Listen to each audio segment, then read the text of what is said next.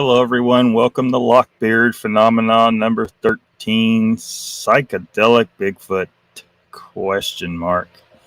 This has been talked about a lot recently, and it might be something, it might be information of interest. Let's see who we got in chat. Well, first, can you guys hear me? We had sound problems last time, and I haven't gotten around to getting a better microphone. Got Mr. Lee here. Got Pat here. I don't think it's going to be that big a thing.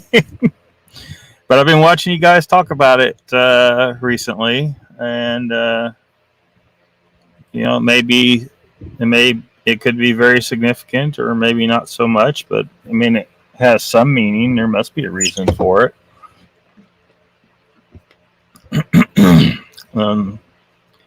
Judy says y'all hear me, so that's good. So whatever we had last, maybe there was something wet that I wasn't aware of. I don't know. I am semi-exposed to the weather half the time. I don't take it as far as our cousins the Bigfoot, but Icon says, "Oh look, you haven't been ate up by Bigfoot."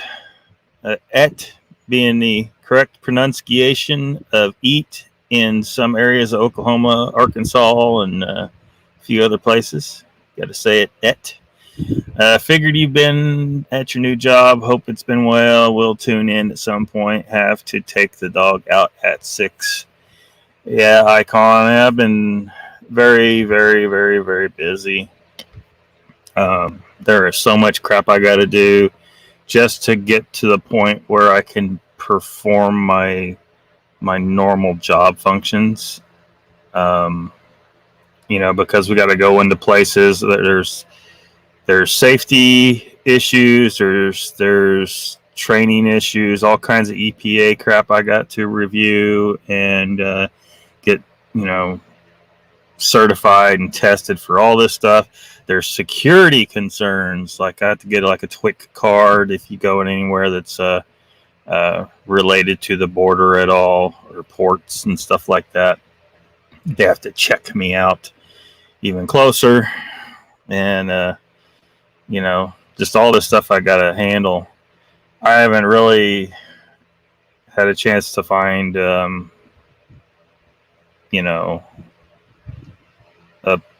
place to stay, which technically I feel like this is my place, but I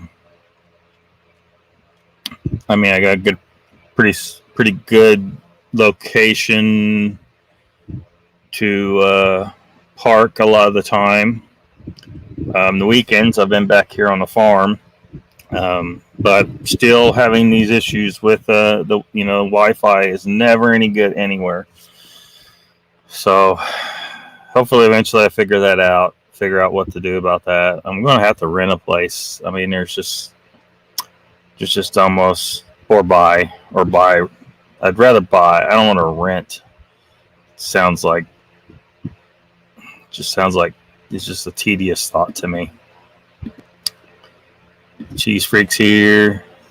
Judy, have y'all seen the drone footage from someone on TikTok? No, I haven't. Uncle Bones is here. He says the madman Kerry Madsen is fast again tonight. Won last night. World of Outlaws. I'm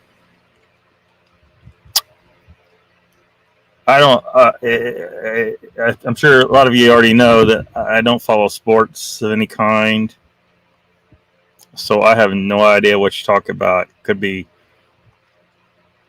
cricket for all I know. Yeah, racing maybe. I don't know. Cage fighting, football. I have no idea. Judy says, yes, I've seen that crazy stuff. Or Uncle Bone says that to Judy.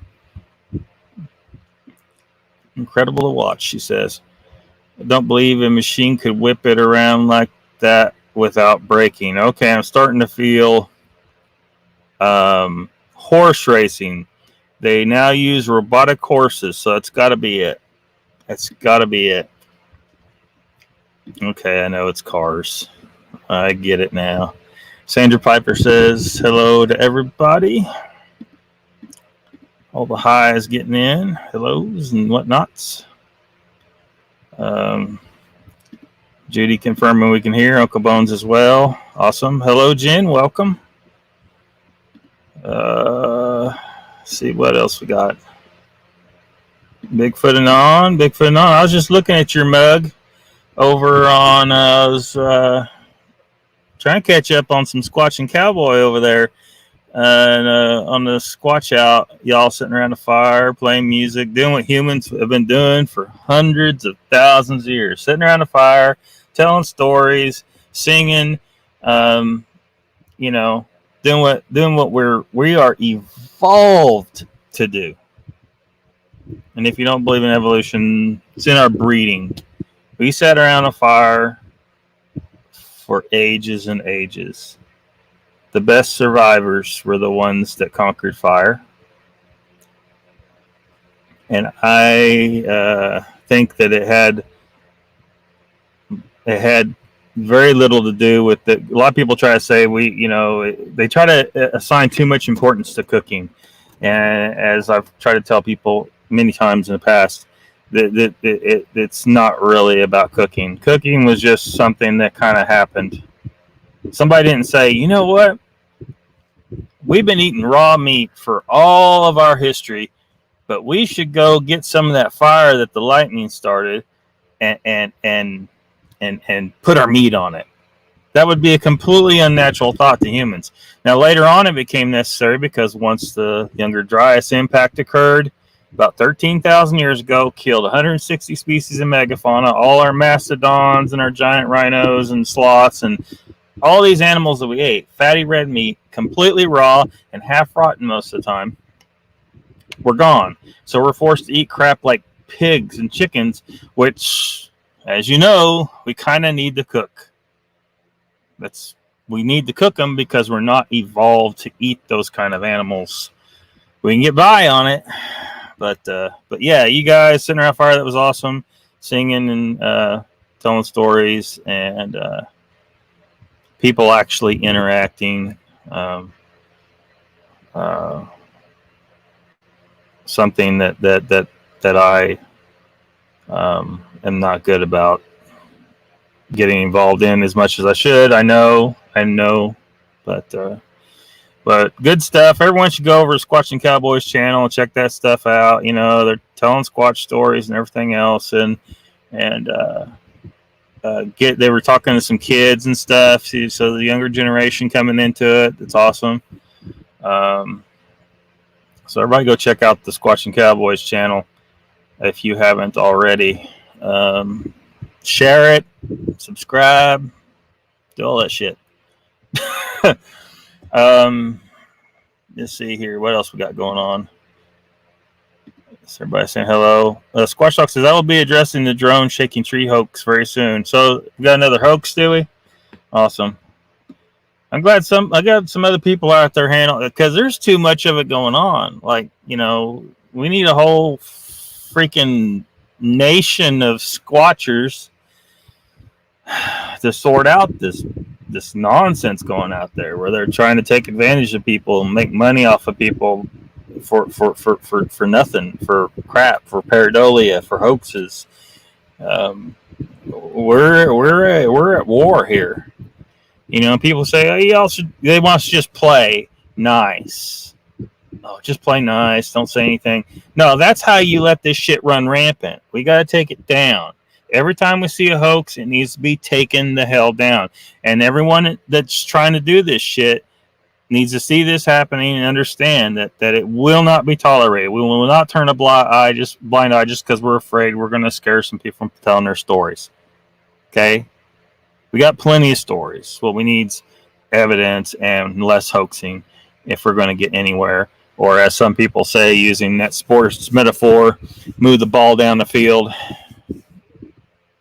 which doesn't mean a whole lot to a non-sports person to me. But I understand what the more metaphor means. So So good. I'm glad Pat's addressing it because I haven't seen it, so I don't know what's up.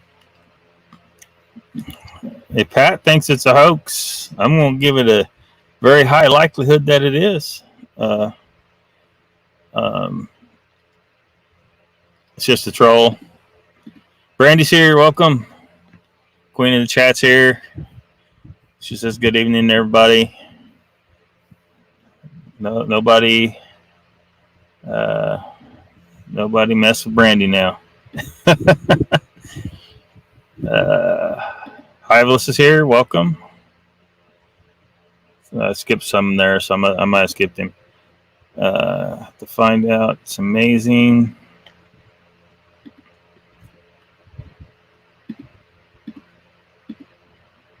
You need it.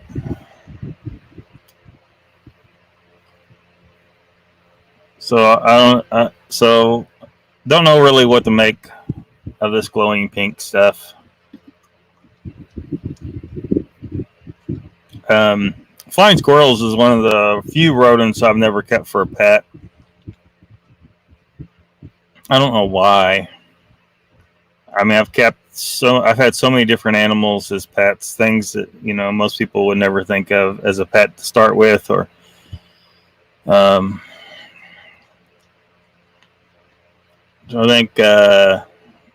think my family, we had one at some point somehow. I don't really recall when I was young. The most interaction I think I've had with flying squirrels was this girl that lived in the dorm that I was an associate manager. There's a slight difference between the two in the dorm management stuff. But anyway, I was an associate manager in that building. And it was an awesome building. It was old. A lot of stories of haunting. It was a building called Wilson Hall, and this place used to be an old seminary, and the woman who ran it was named Florence Wilson. So they called the ghost Flo, and a lot of people thought they heard her. And when the building was an old building, no AC, but by far it was my favorite dorm to live in and work in throughout my entire 11 years at the university. And but there was a girl down the hall. She had some flying squirrels. Wasn't supposed to have them, but it was one of those things that was harmless. She didn't have a roommate, so I wasn't one of those, dorm staff that walked around with a clipboard being all Nazi about stuff. If shit truly did not matter, let it slide, So, yeah, that was the most interaction I had with flying squirrels. Unbelievably, fantastically beautiful woman who didn't, I think, know just how beautiful she was. But was always alone. It was strange. But she had her flying squirrels. They're neat little animals. And I never had the inkling to walk in there and shine a black light on them, though. So, sometimes you just gotta try shit, like they were saying on a Pat show. High Check was saying. Let's see what else we got going on in chat here. Coffee Brandy says, "Yeah, I've been trying. Hey, I broke myself of the damn energy drinks because it was messing me up. It messes up your gut and a lot of other things, and so definitely got improvements from that. But I still have an addiction to caffeine, of course, like we all do. So I wake up. I've been trying to wake up at 5 to get things going in the morning and try to keep it at 5. But this morning, I slept too long. I slept right through the alarm because I was tired from the week. And it was like 7-ish, I think, when I woke up. So I've been taking caffeine pill, those 200 milligram caffeine pills. in the morning. I've been getting by on that lately. Just one of those in the morning. Well, I was 2 hours late taking it this morning, and I woke up with a headache. And it doesn't seem like it gives me energy, really. It seems like I'm only taking in caffeine to not get a headache. So I don't know if I should try to break myself entirely of caffeine. I've been thinking about going using pre-workouts at the gym again, and they never ever.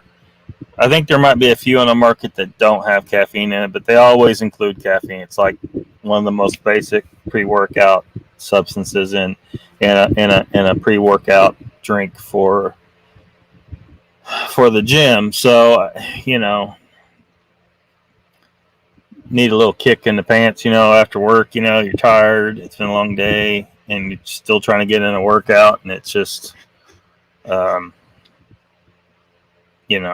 I don't know. I don't know if I should be trying to completely kick caffeine. I mean, one of those pills is like maybe a cup of coffee for a lot of people, 200 milligrams. It's not that much. It's definitely less than I was taking in a few weeks ago. Maybe half.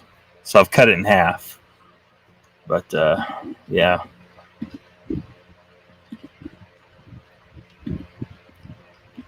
Randy says we had a squirrel named Buddy, a chipmunk named Baby, a wild bunny named Thumper. The chipmunk and the squirrel were awesome. Yeah, chipmunks are cool.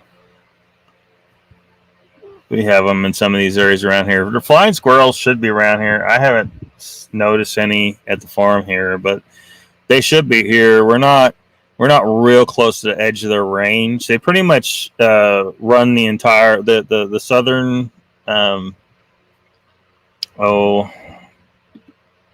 southern flying squirrel, which is Glaucomys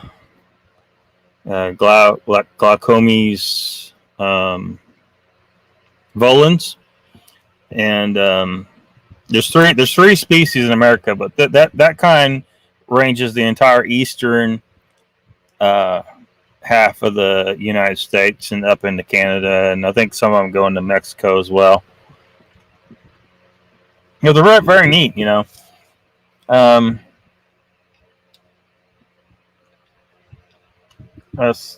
were some mentioned that they don't actually glide.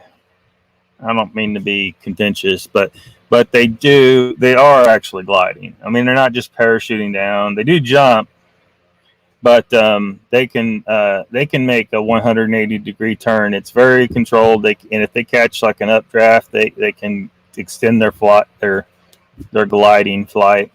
They are gliding now, but gliding is, like he was saying, slowing down, of course, but slowing down your descent. But it also, you are guiding yourself and changing direction and aiming at a target. It's not like you're just there. It's not like they're just parachuting down with no directional ability whatsoever. So they are gliding.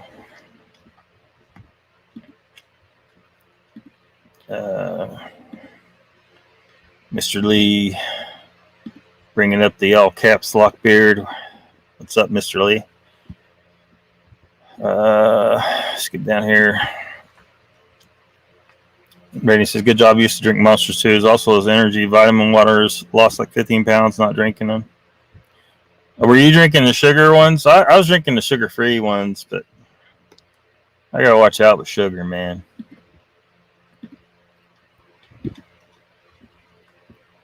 So does anybody have any thoughts that maybe haven't been presented? Yeah, they do. Why they would glow? Why would they have that pink glow? Or as Highcheck was saying, he was saying just a reflection. Either way, are these animals? Do these animals have this property to their fur because they actually see in those ranges? Which I do believe it has been shown that a lot of these animals do see those those frequencies of light. But is it possible that Bigfoot is seeing in these frequency ranges? Or, it's entirely possible that Bigfoot exhibits that trait not because they see it, but because other animals see it.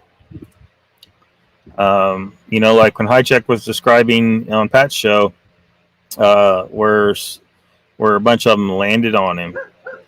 I never heard anyone say that before, but I'm taking from that the suggestion that maybe a lot of animals in the woods know that they can get a cleaning service from flying squirrels in that way. Maybe Bigfoot's one of them. They know, and this property of the fur attracts them. Perhaps they see the Bigfoot very easily. That's a possibility. I mean, it's completely unfantastic idea because, as he was describing, there's a lot of animals that have other animals that clean them of parasites. So that's just not an abnormal thing in the animal kingdom. It's a symbiotic relationship. It exists all over. And it's entirely possible, I think, that humans once had a more symbiotic relationship with a lot of animals that we no longer do. We've kind of taken ourselves out of the natural order.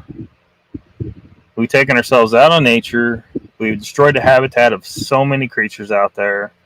What if 100,000 years ago humans would have walked into the same glade as a Bigfoot to allow a flying squirrel to pick a few ticks off of them? Humans have the ability to do that themselves, but wouldn't it be so much easier to let something else do it for you? Because they were getting ticks. Everything gets ticks out in the woods. It's just part of the deal. Have you been drinking, Mr. Lee? Mr. Lee must be over smoking. Maybe. And glutton in the last few days. How did you know? Been drinking hard, have you?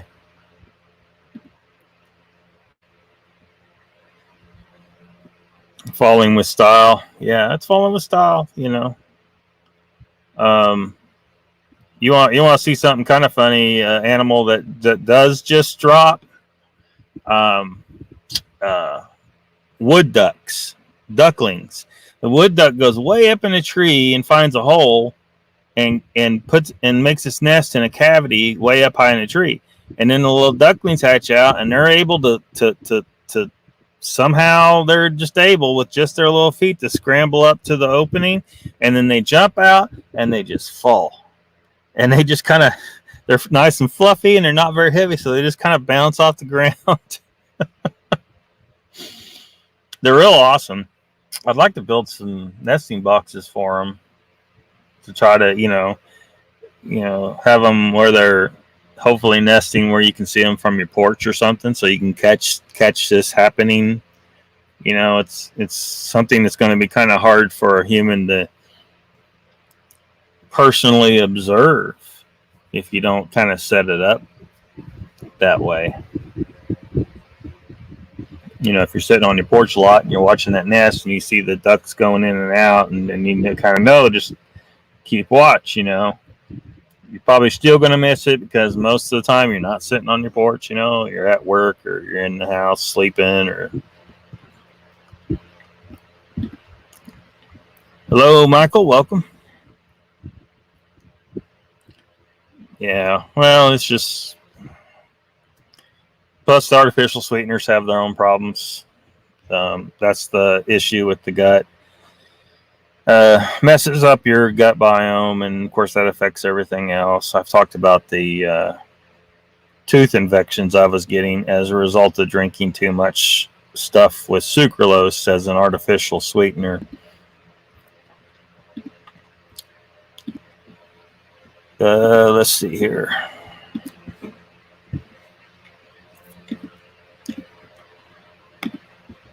Catch up in chat here.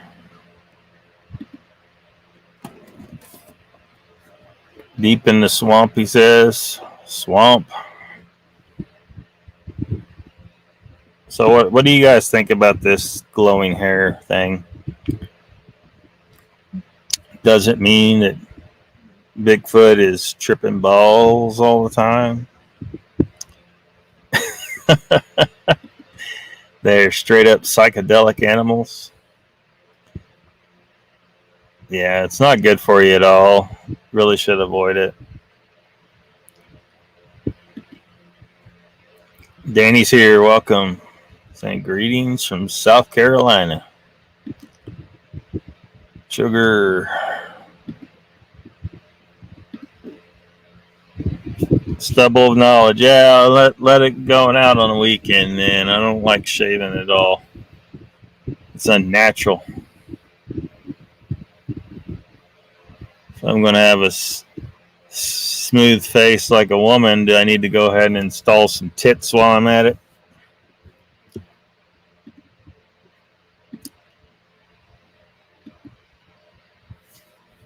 It's bound to have some purpose, I'm sure. It's going to be some consequence. You know, maybe the idea that they actually see in those frequencies is true. You know, maybe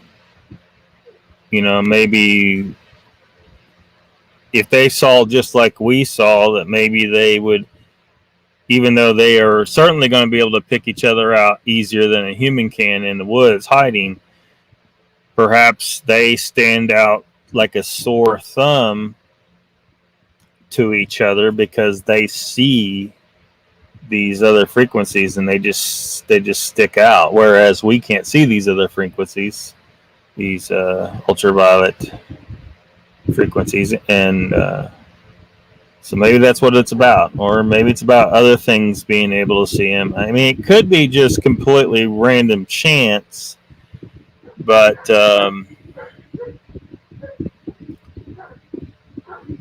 you know,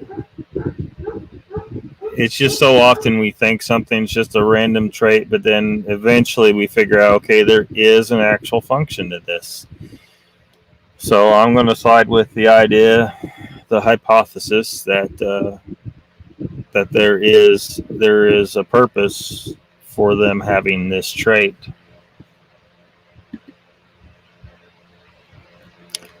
I think they definitely eat shrooms. I think that there's some possibility that it's connected to the same reason that we do. I know a lot of people have, because, you know, in this society, what we've been taught about that kind of thing, the people that aren't in the crowds that use drugs, you know, like I had it in my mind that this was a very bad drug. Like this was something very bad. But the more you learn about this stuff and the more about what you see, how it functions with the human mind, like it's getting more and more certain in my mind that humans are specifically evolved to use psychedelic mushrooms, not just edibles, but psychedelic mushrooms in particular. When you use an appropriate dose, they call it microdose. I'm not sure how much I like that term, but it's not a tripping dose, it's a smaller dose, but it increases mental function. There's programmers using this. The Joe Rogan's talked about the MMA guys using it.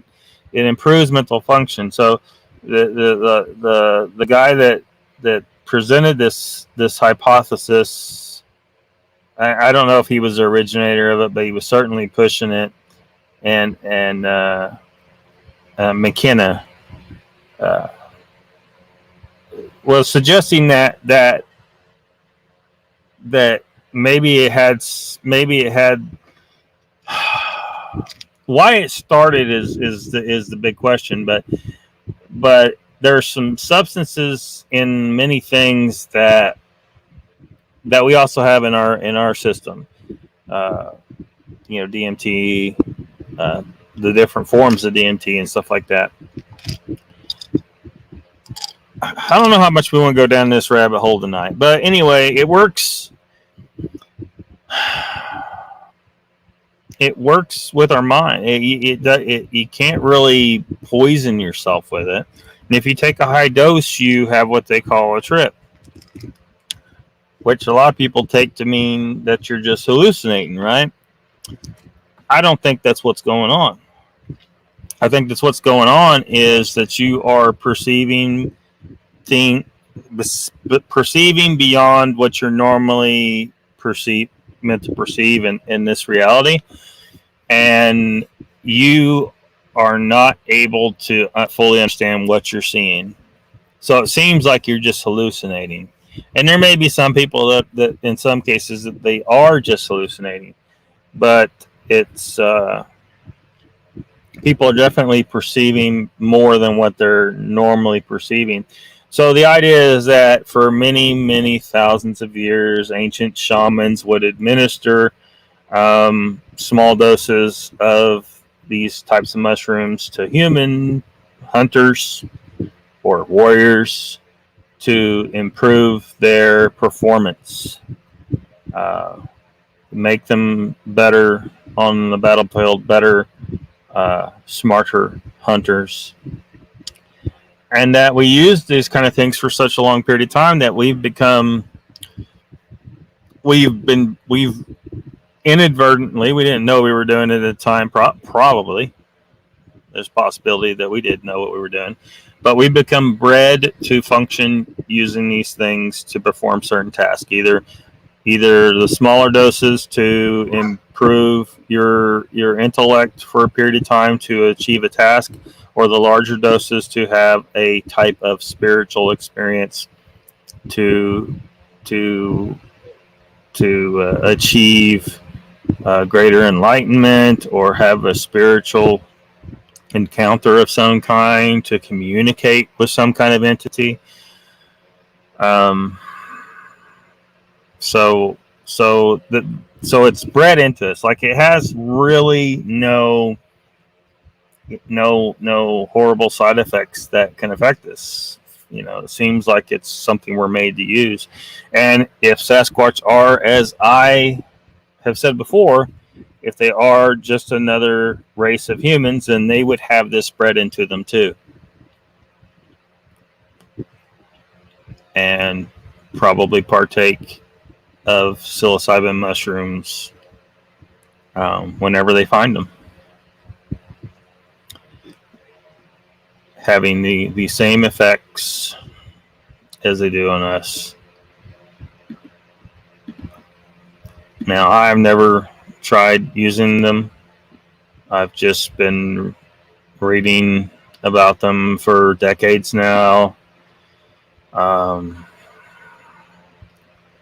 don't need the legal ramifications, but hopefully, as we go forward, there is a fight going on to achieve legalization of these substances, so that people can explore the universe in a way that they haven't been allowed to until this point. So hopefully they achieve that and it becomes legalized, hopefully faster than weed. I'm not a proponent of weed. I know a lot of people try to claim it has benefits psychologically. I know that there's treatment for disease and pain and stuff like that, but I'm not going to jump on the weed bandwagon at this point. Back pain too.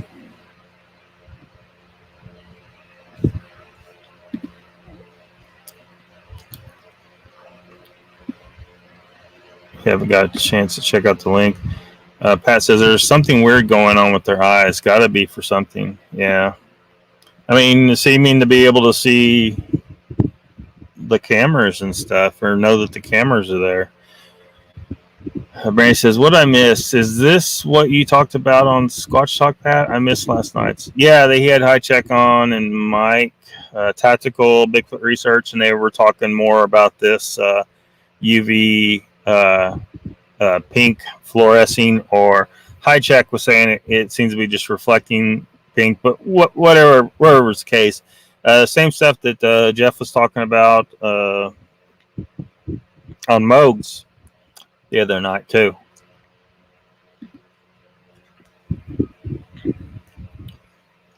Yeah, Jen says if they see other frequencies, then seeing the IR might be a thing. Yeah, it's a very real possibility.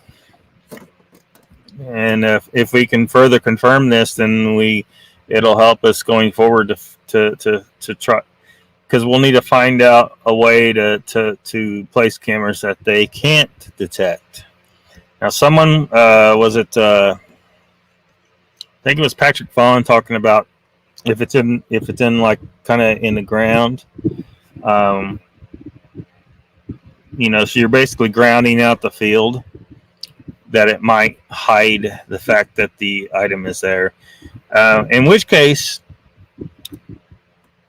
it's possible, like, because some people have been trying to put a Faraday cage around the devices, like they have these bags that serve as a Faraday cage and stuff like that.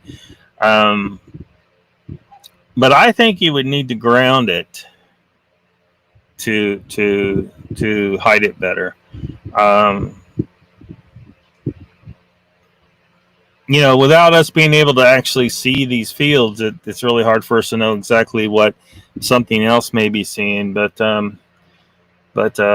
I think that we're getting more on the right track of how do we hide this equipment to where they can't detect it.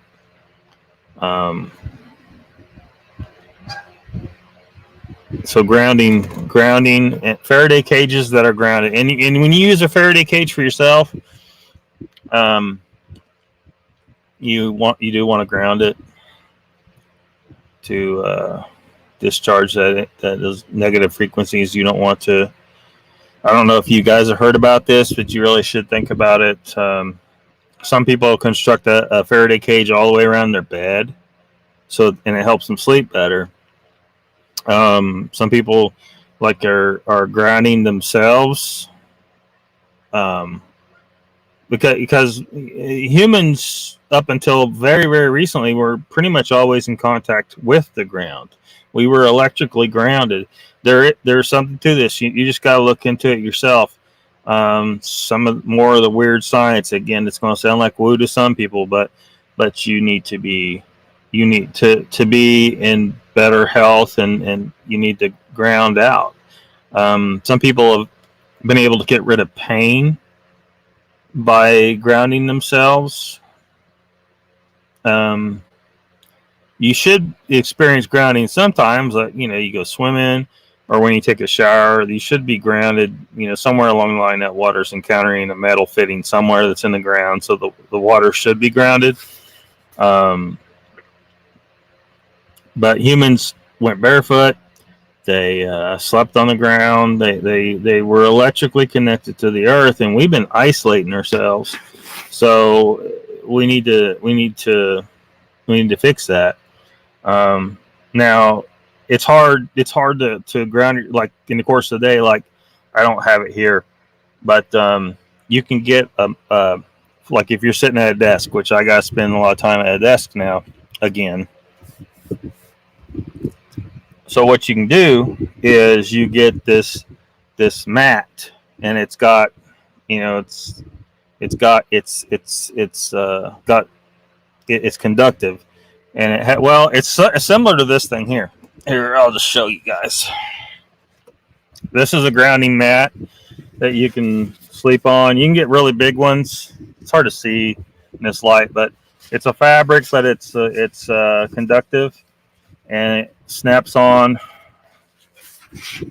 a little wire Let me get some light on this sucker. So that snaps on. It's just like a snap on your jacket or something. It snaps on this wire, and you can lay on it, put your head on it. Anyway, you can get these mats where you put it at your desk, and it snaps on the same way. To ground yourself while you're sleeping or when you're at your desk, you can rest your hands on it. And hold on, let me show you this. The other end of this wire looks like this. You plug this into the ground in an outlet, because the outlet in your house or in your office or wherever you're at is grounded. You know, you can't. I got the other end of this attached to a grounding rod stuck in the ground outside the van because I'm on rubber tires. I'm isolated from the earth, so this fixes that little issue. This plugs into another wire that goes to the grounding wire outside, stuck in the ground. You can plug this into your electrical outlet into the ground hole, and ground yourself. Now you want to check it. Hold on a second. You know, because some people's ground, I mean, I've been shocked playing around, you know, because sometimes shit ain't wired right, okay? So you need to, we need to not aim that at the camera. You need to get, it's not that, it's like $20 or something. This device will tell you if it's, you plug it in and it tells you if you're correct, your ground is legit, right? Sometimes shit's cross-wired in ways it shouldn't be, and you know, you can actually get electrical shock if you're in a situation like that. So you want to check it, but yeah, some weird science. A lot of people aren't buying it, but I think that's because they don't really know anything about it. But anyway. So, you know, I think that, yeah, if you're putting a camera to look at Bigfoot in a Faraday cage, I think you need to make sure it's grounded. And I'm pretty sure it was Patrick Vaughn talking about that, putting the, like, I don't know if he made a hole in a bank or something and stuck the camera back in there. Because then, you know, those frequencies coming out are encountering the earth all around except where the opening's at. The only issue is where the lens is at. There might be a solution to that. Maybe a, you know, because you have like those windows that have like a metal, like some of them have gold film in the glass or on the glass. And then ground that piece of glass, that metallized glass. So, you know, I think we're going down the right direction with this.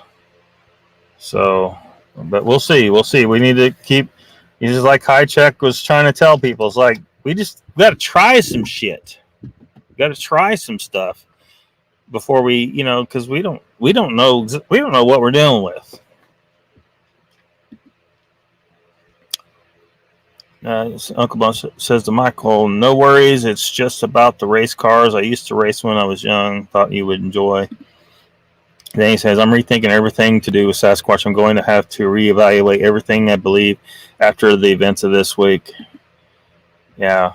See, this is how we actually start to figure stuff out. And you stop listening to the whole idea, oh, we can't be challenging people, you know, or they won't come forward with their stories. Stories are just stories. Experimentation, science, trial and error. That's the stuff that's going to get us some more information. So, stories are great. If you want to sit and listen to stories, that's cool.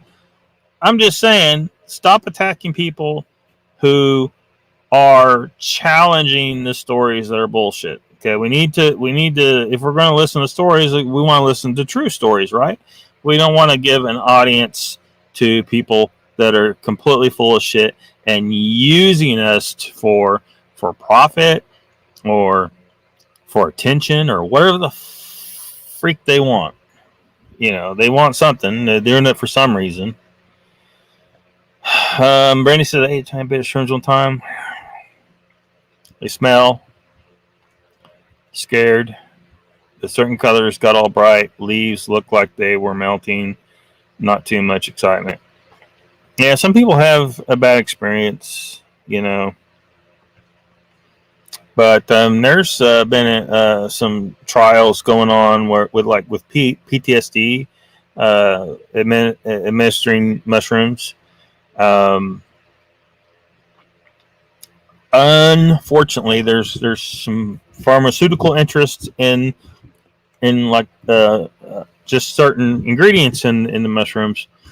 The problem with that, and if you go listen to mycologist Paul Stamets, he talks about how there's a whole bunch of other compounds in the actual mushroom. So if you take some pharmaceutical companies lab created shit, it doesn't have all that other stuff in it that contributes to the health benefits from a particular mushroom. We're not just talking about psychedelics, though. We're talking about other types of mushrooms. If you know someone who has cancer, you might want to go check out Paul Stamets talking about turkey tail mushrooms and his mom and stuff like that. These natural things that may be able to help you beat cancer. YouTube, and not a doctor, not giving medical advice. Everybody go do your own research. There's been research on turkey tail mushrooms. Paul Stamets talks about this some in regards to, his mom in particular and her cancer. So just check it out. But don't let your first experience, it could have been. There's just so many things, because different mushrooms have different strength and it's you can't really standardize what you're getting out of them. And what you're seeing, like you said, colors got all brighter. You were seeing more than you normally see. And when we're talking about seeing more than you normally see, you're starting to look into frequencies that are getting more towards the spiritual frequencies. So people interested in ghosts and spirits and these metaphysical entities that are out there, you should take interest in this stuff. When you're looking at something like ayahuasca, the South American, and it's a combination. They use 2 plants to achieve the effect, and but one of those plants is one that allows it to function orally. Because if you take it orally, that particular thing, it won't work because you have an enzyme in your stomach that destroys it. But there's this other plant has an MAO inhibitor in it that allows you to take it in orally. But people have done an ayahuasca ceremony. You're what you're taking in is DMT, basically. There's been people that have shared an experience, when they talk later, that we were together, we had interaction, we were able to each describe that interaction as if we were in each other's vision, because it excuse me, COVID's acting up. No, I don't got no damn COVID.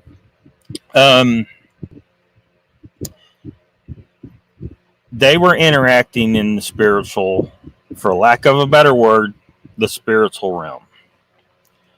I don't know what else to really call it. The word spiritual has so much connotation. People have a certain idea of what that means depending on what their belief system is.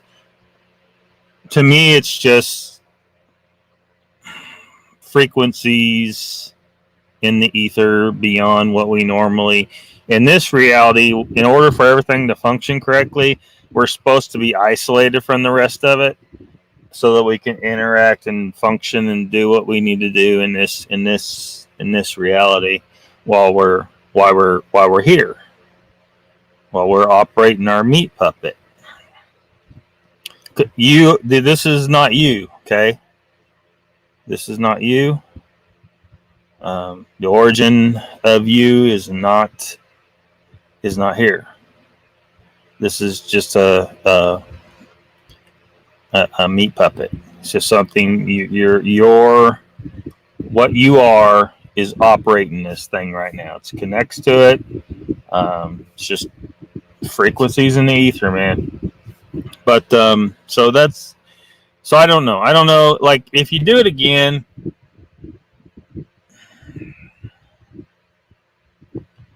you need guidance. It's like Paul Stamets says, people are doing this as like a party thing, and they're just jacking around. They're not giving it the proper reverence and respect. Like I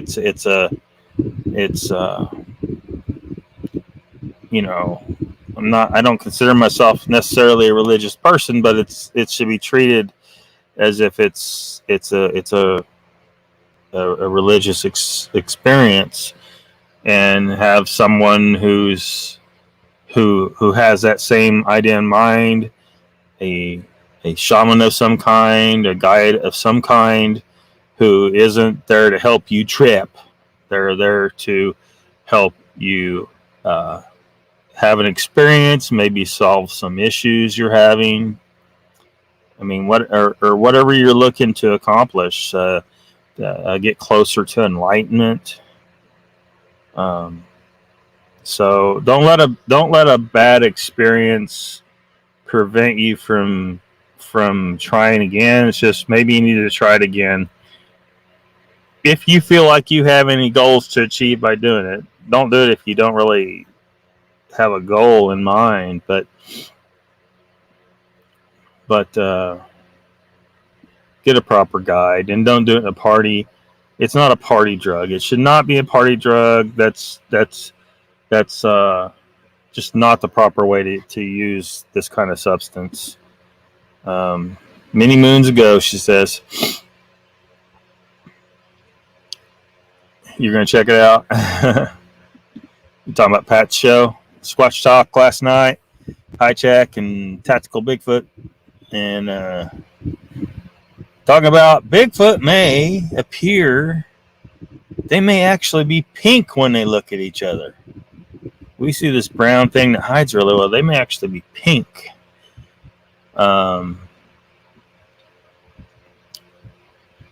Miss Lee says, you want to try it? I think it would have much benefit for you. Open your mind. Well, and Lee, look, it's illegal here. There could be serious ramifications for me if I were caught involved in anything like that. I don't think the drug tests for my job test for that kind of thing, but they might. There's just too much too much at stake. So for now, it's just not an option for me. But I do think it will help me with something, because I feel like there's a point where the logical thought process, I think, is detrimental to being able to achieve certain things, to perceive certain things, like with lucid dreaming and astral projection and remote viewing. Like these things, that logical part of my brain is like a block to that. I think something like psilocybin mushrooms may help me break that barrier down. It'd be temporarily, but it would allow me to see. And having the mindset that I have, I'm not going to be, whatever I see, I'm not going to be like, well, I'm just hallucinating, I'm just partying. No, I'm not doing that. I'm actually perceiving things beyond my normal perception, and maybe I'll get useful information out of it instead of what most people partying get, which is absolutely nothing. They think they were just having fun. They totally disrespect what these things are really about. So, and the mental improvement, the would obviously be beneficial to everybody, but again, it's illegal to do. Now, I think our government knows damn good and well what this stuff is and what it does, and that's why it's illegal. That's the real reason why it's illegal. No one's died from a mushroom overdose. Now, someone might have walked off a balcony or some shit, but that's because they were a dumb fuck. You know, you should not enter into altered state of consciousness in a situation where you don't have someone there to ensure that everything is okay. Make sure that you stay safe. So would I like to? Yes. I think that I may later in life, but I just can't right now. Our nation is freaking insane, and there's just roadblocks to it.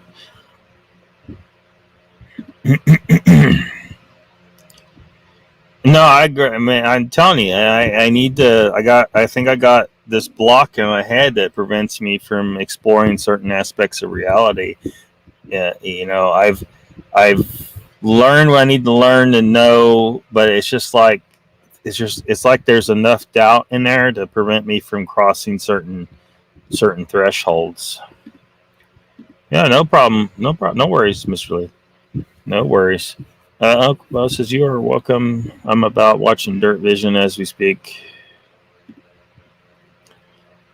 It did have some trips, but nothing ever bad. Yeah.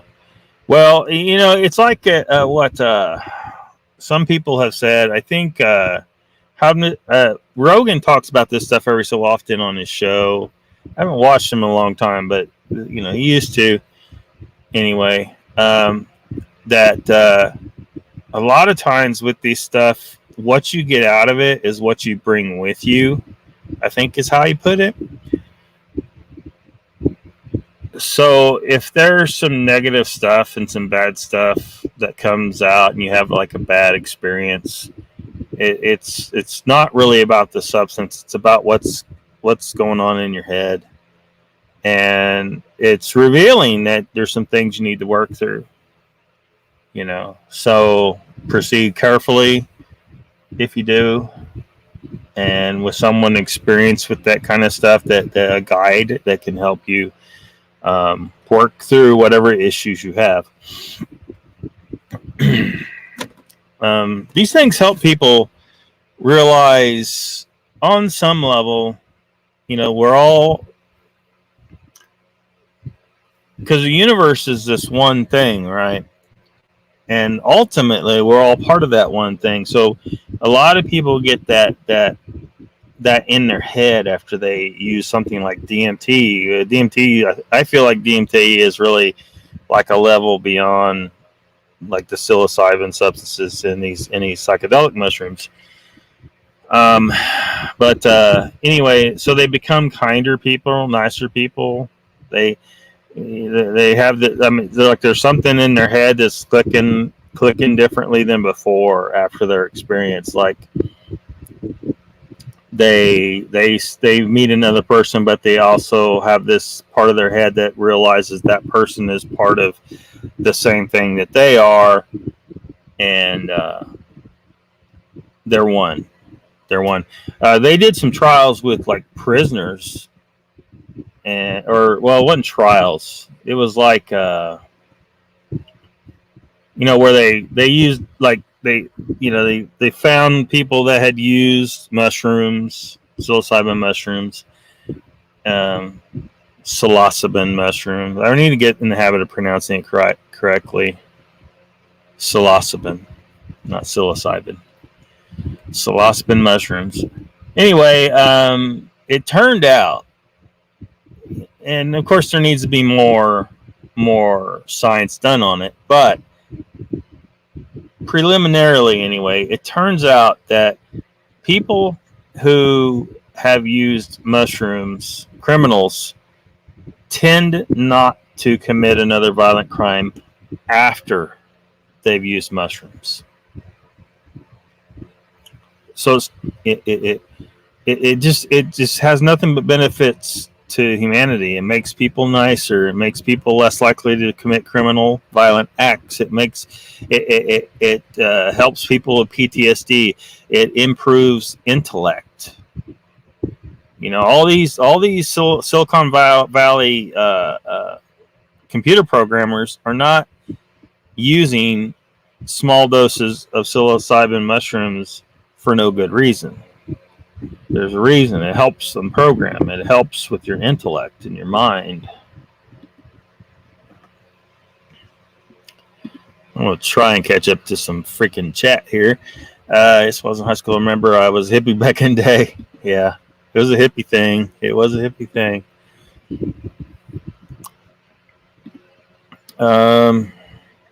Hey, Michael says he loves you more for being a hippie.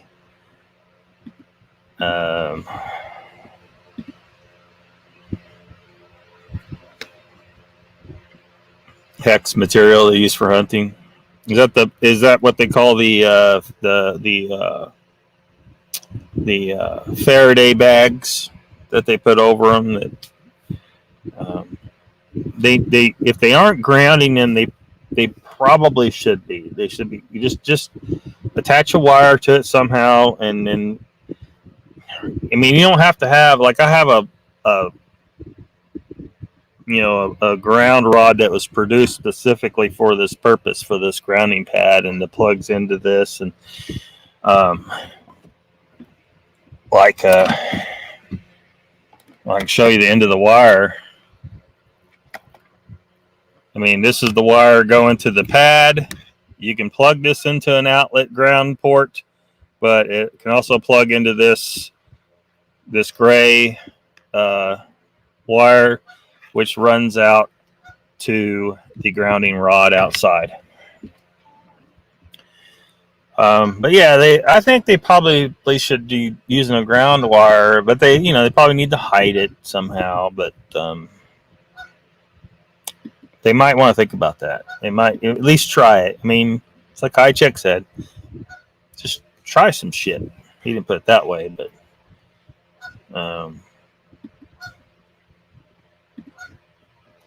not participating in that scare. Hiveless is not participating. It scares you, yeah. Thank you, Judy. I don't think it hurt me none. I was in the gym business for 16 years. Then at 43, went to college, studied math education, then worked 25 years at school. Yeah, it won't hurt people mostly. I think people that have a problem when they use it is someone they got some kind of issue in their own that they need to work through, and it would be to their benefit to find an appropriate guide who can help them deal with it. Because a person shouldn't necessarily have these negative experiences.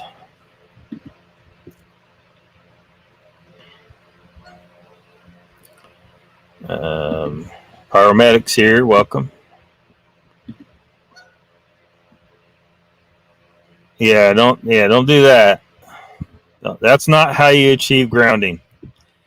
I mean, I guess you could. You shove a wire up there and then stab it other end of the wire in the ground. You're grounded. Maybe it'd improve your morning constitution. But oh man, Ario, yeah. Mr. Lee says we shall see. What would generate the electrical discharge in the Faraday cage for electrocution? For electrocution?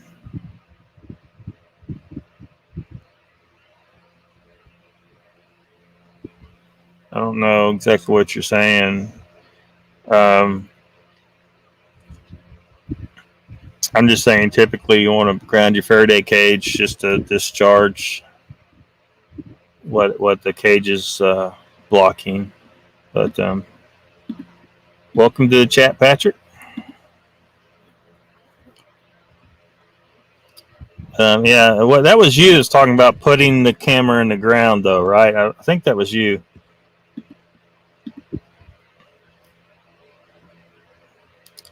Yes, definitely.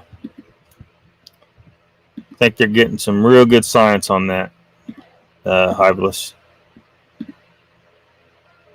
Icon's back. Welcome.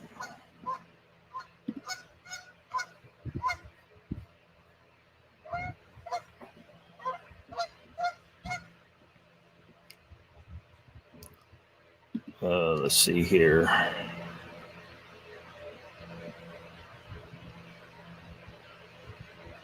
Y'all hear that goose?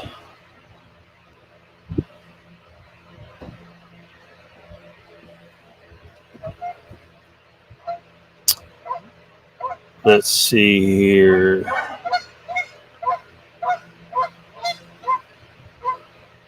I'm sure you guys can hear him. He's goose squawking because my brother just walked by. He's talking to him. Let's see here.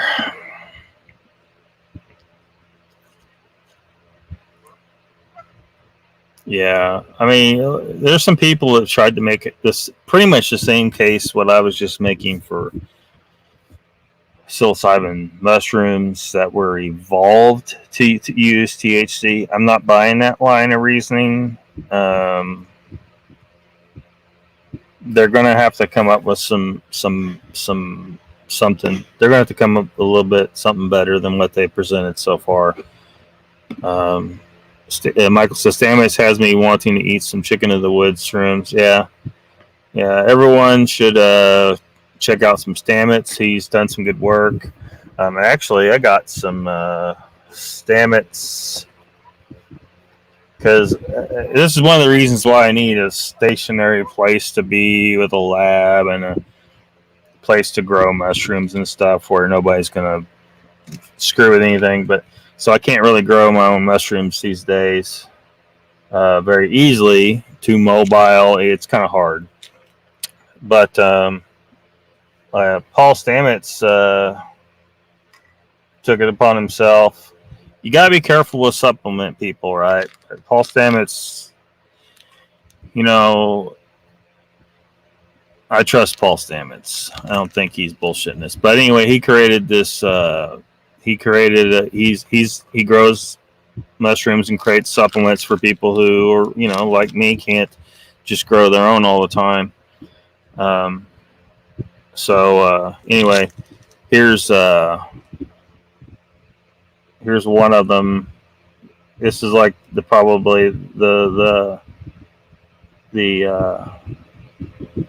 is probably the king of his supplements right here, because it has so many different kinds of mushrooms in it. I don't know if I can get it close enough for you guys to read. So anyone watching this on the replay, well, you could go look it up and see all the ingredients in it. And then you're going to spend some time looking into the science behind a lot of this stuff. You can see turkey tail is in there. And you see that word mycelium? That's very important, because a lot of people will try and sell you just the fruiting body, the mushroom that you see. But the mycelium is the body of the fungus. It lives under the ground. It's made up of a mat of all these tiny little, typically white fibers. And so there's different properties to the different parts. Now that supplement there, my community has cordyceps in it, but I still have a little bit left of this one here. It's just the cordyceps that he makes. And then there's one that's a brain. He works on the brain. Look up look up. If you're looking to boost your mind, look up lion's mane. Now, there's some lion's mane in here, as I recall, but look up the science behind lion's mane's effect on your mind. The reason why I got this one in addition to this one, because it has a smaller amount of lion's mane in it, but a lot of the research done on lion's mane was done with much higher quantities than what's in here. So I add to it to reach those levels with this. But and this one here, god damn it! Here, just grab another canister. Cause I dropped that down there. These are in capsules, so you just swallow the capsules. But this is just the powdered, colonized mycelium dried out. So you can mix it in a shake or something, or just mix it with some water. It doesn't taste that bad, but typically with something like that, I just spoon it into my mouth and wash it down with water. This kind of reacts a little bit like kratom powder does, though. So it's got a little bit of a hydrophobic nature to it, and it'll kind of stick to the roof of your mouth, and you kind of got to take a few swigs to get it to go down. And but it doesn't really taste horrible or anything. It's not like kratom. Kratom is god awful.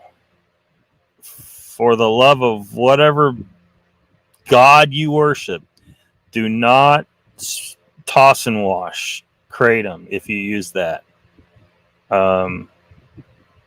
Which toss and wash means you scoop out a spoon of the powder, dump it in your mouth, and then wash it down with some water.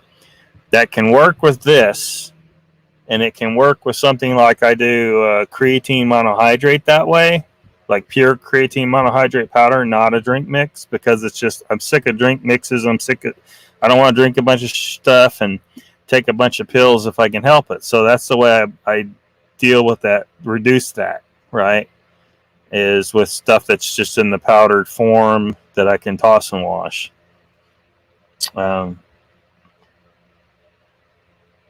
So, kratom, I think we've mentioned it before on here. I don't like it. It upsets my stomach. I don't need it necessarily. There's other options that are better, and in some states, kratom is illegal. But if you got pain, you need to look into the pain-killing variety. If you look into kratom, you need to look into there's different varieties. But yeah, Paul Stamets, man, probably the best source of information on mushrooms, and specifically psilocybin mushrooms on the planet right now.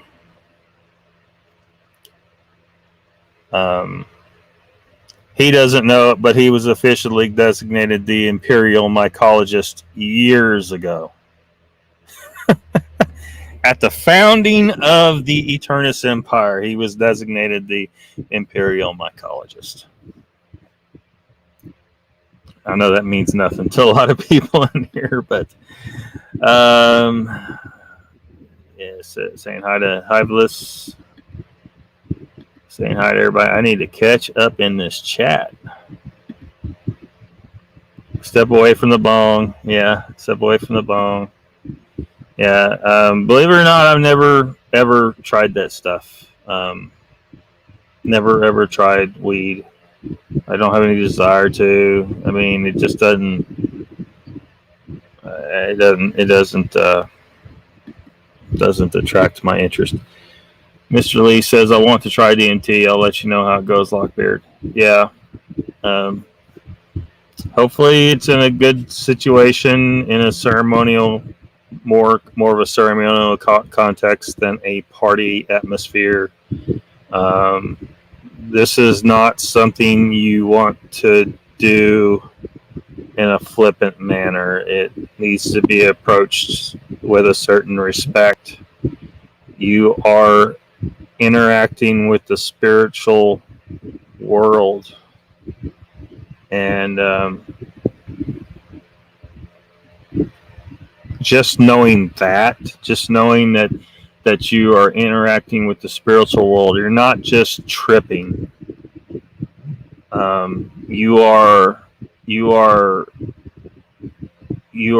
There's biochemical barriers between your normal mind in this world and the spiritual realm.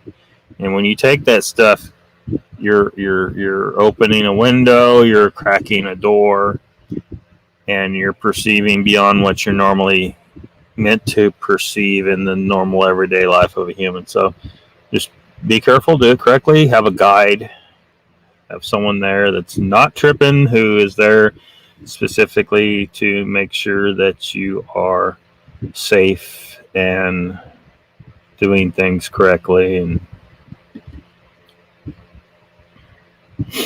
yeah, Mr. Lee, I don't think he'll ever put down the wacky weed. It may be, Mr. Lee, 50,000 years from now, it might be a full-fledged worldwide. It might be you know what I mean? You never know how, because if you study the history of world religions, and see, most people haven't really done that, okay? They don't, like I had one guy, I mentioned the connection between Islam and Christianity, and he got all pissed off, all bent out of shape. His dad was a preacher and stuff like that. And, the idea, like, religious scholars know the truth. This guy doesn't know shit. Okay, let's just be real. He doesn't know shit.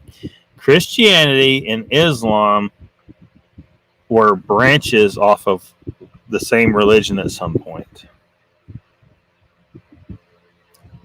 About 1,400 years ago, roughly, they diverged from each other and became these two. They appear to be very different things to your average person, but if you study them both closely, you see all the connections. And if you learn religious history, you'll know, you'll understand, and talk to the religious scholars, the ones who actually know, who have studied this stuff, which almost none of you probably have. A few may have. They come from the same place. He was mad because he perceives Islam as this evil thing from Satan. Now, from my perspective, they're basically the same thing, which I get.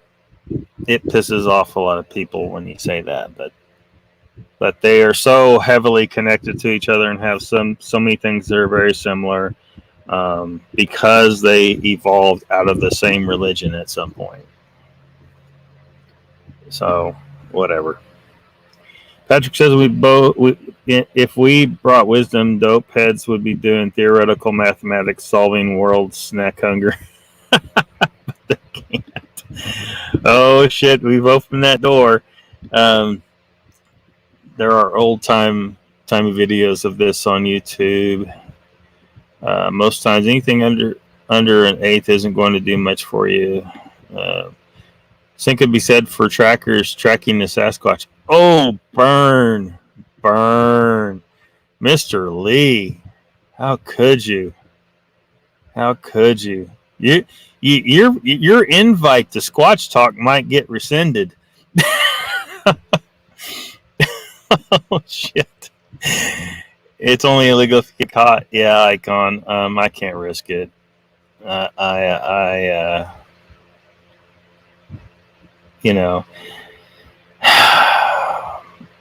It's not worth it. Later in life, hopefully the legal issue starts to go away in more areas, and yeah. What about ketamine?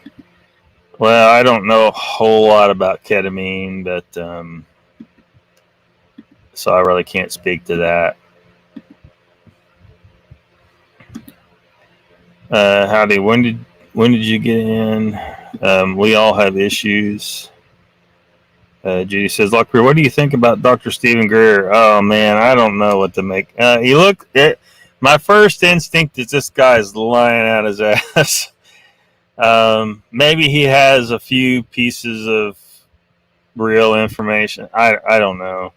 That decompiling that whole mess, like he's saying some pretty crazy stuff.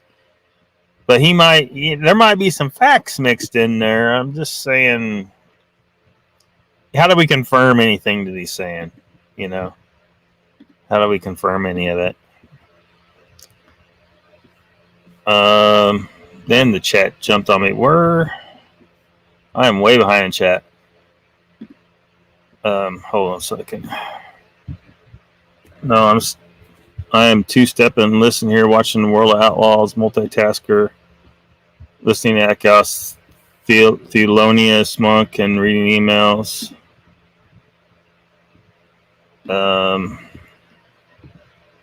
Her battles and skeletons. Yep, tattooed monkey. Gotta love the tattooed monkey. Yeah. Now, if you talk to him, don't talk to him about psychedelics. Don't even bring it up over there. He believes you should achieve these things through other means. And don't bring up meditation. I'm trying to help you here. If you go over to the tattooed monkey stream, don't bring up those things. It's a complete waste of time. Our time on those live streams could be better spent if people did not bring up weed, psychedelic drugs, meditation, flat earth. I'm sorry, Hiveless. No flat earth over there. And no, he is not in the Illuminati. Don't bring up his deceased wife. It's not that he reacts badly to it. It's just that he starts to say some things about it that we've all heard 1,000 times. It's not helping us learn anything more over there or achieve anything good in the conversation. It's just completely pointless to bring it up. I don't know.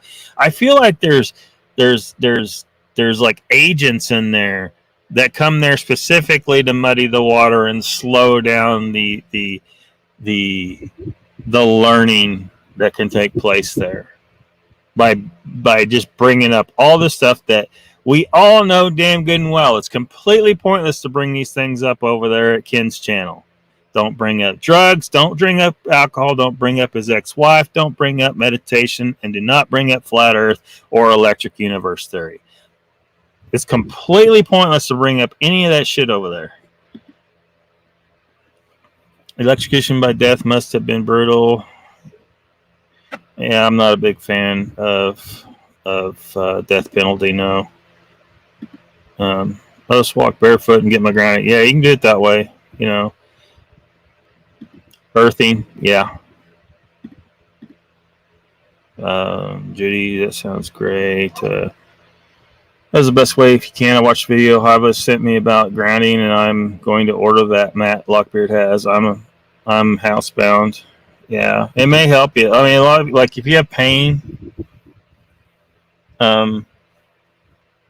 actually, Hivas, that video that he suggested to us the other night, it talks about that. It talks about people using grounding to alleviate pain and heal illness. You know, it's just here I am decades later wondering, you know, why is this not common knowledge? Why our medical establishment should be teaching this people, say, look, you need to get back in contact with the earth. You're supposed to be in contact with the earth. You'll heal better. You'll sleep better. Your pain will be lessened. You know, these are just the way it is. Feels good to your footsies, yeah. You too, Mr. Lee. I'd choke on that shit, mix it in the shot glass. It might work. I don't know. It doesn't seem to want to mix with water very well. Same thing for kratom. It does not want to mix with water. If you take kratom, take it in the capsules. I hate swallowing a bunch of capsules all the time, but some things you just can't avoid it. It's the only way to get it. And kratom is one if you're going to use kratom, use capsules. Sounds a great idea. I'm housebound sometimes myself. Yeah. I mean, you could probably rig up some grounding stuff. I could have probably taken some old wire laying around and wrapped it around the end of this mat cord, and then run it to a piece of rebar out the door. I could have done that, but I bought an actual device actually made for that. So either way, it'll work. Or maybe you have an old ground rod laying around from a house or something. Who knows? It'll work.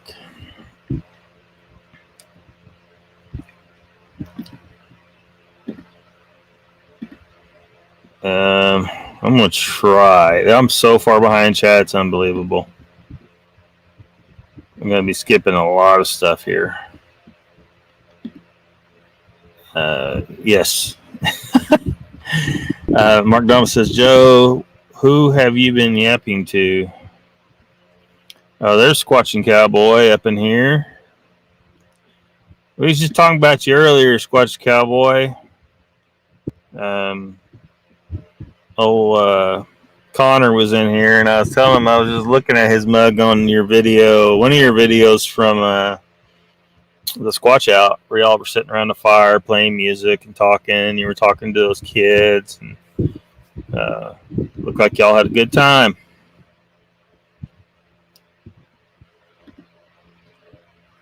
With Jude Wheeler, that link, please, to the grounding vid.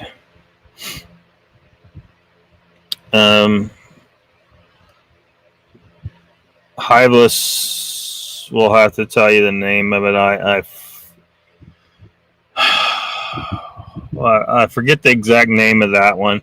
There's a lot of stuff out there, though. I mean, you can find out. You don't necessarily need that particular video, but it talks about some of this stuff. Chuck?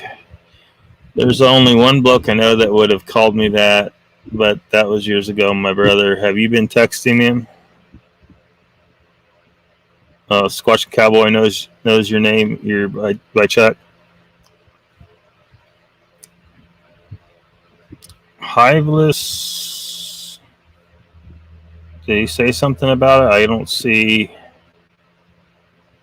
Must be pretty far back.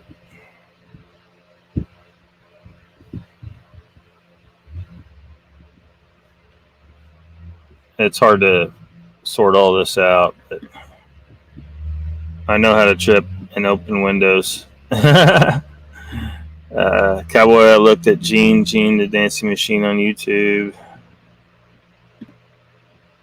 They're looking twin brother. You're a bit of a Sturjo. You're he's one good looking rooster. What can I say? There's Joe. Joe, I'm real late finding this comment. I'm so far behind in chat, trying to catch up. But welcome to the chat, man. Well, I am just telling you what he said, Mark. Jen says the Gong Show, isn't that where Gene goes? Gene the Dancing Machine was. Good vids today. He said he would. I'm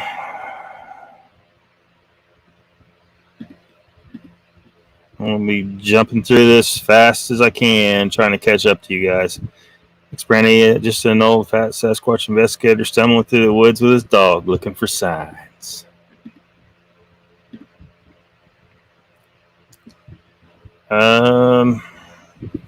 Doing good. How about you? Hang on. Thinking about going out to do a night mission. Uh-oh. It's getting serious there.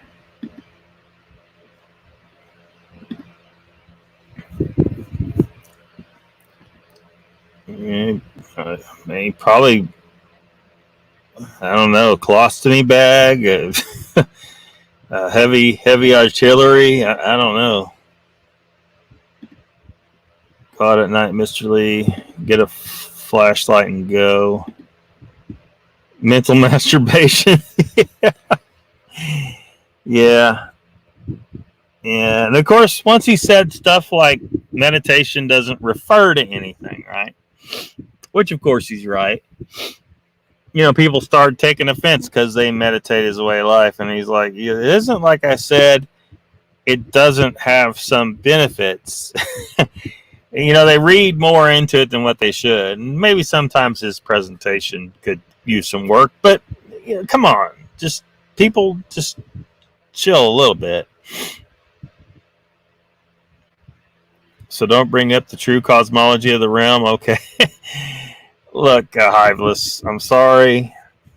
One of these days I'll get you back on track with the reality. The true cosmology of the realm is exactly what Ken Wheeler's talking about over there. You know, he tells everybody that it's not flat. I'm sorry, dude.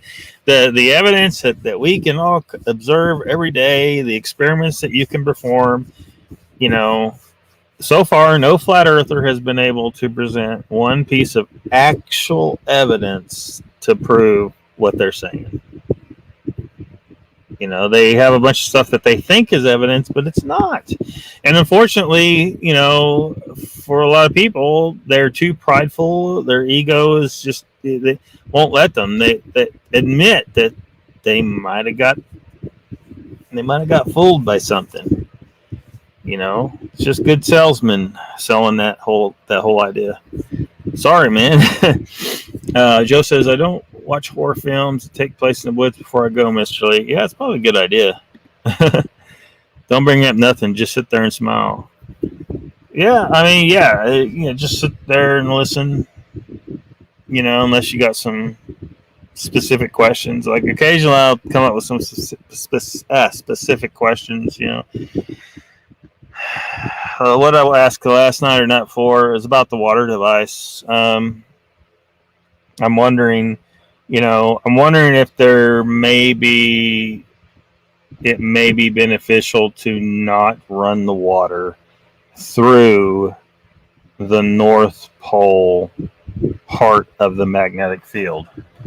So he said it doesn't matter for the water device. I'm wondering if he might be wrong about that. I don't mean to second guess the master of field theory, but you know, the way his water device is constructed is like this one, where it wraps all the way around the magnet. The water goes around. It should be sitting like this. You funnel the water in here, circles around through the field, and it's passing both the north and the south poles. Well, in the magnetic seed experiments and other experiments done with magnetic fields in this regard, if you want positive results, you don't put the seeds in the North Pole. I'm not getting those reversed, am I? Sometimes I say it in reverse. You put them in the South Pole. So, is it possible that you would be better off not to run the water past the North Pole side?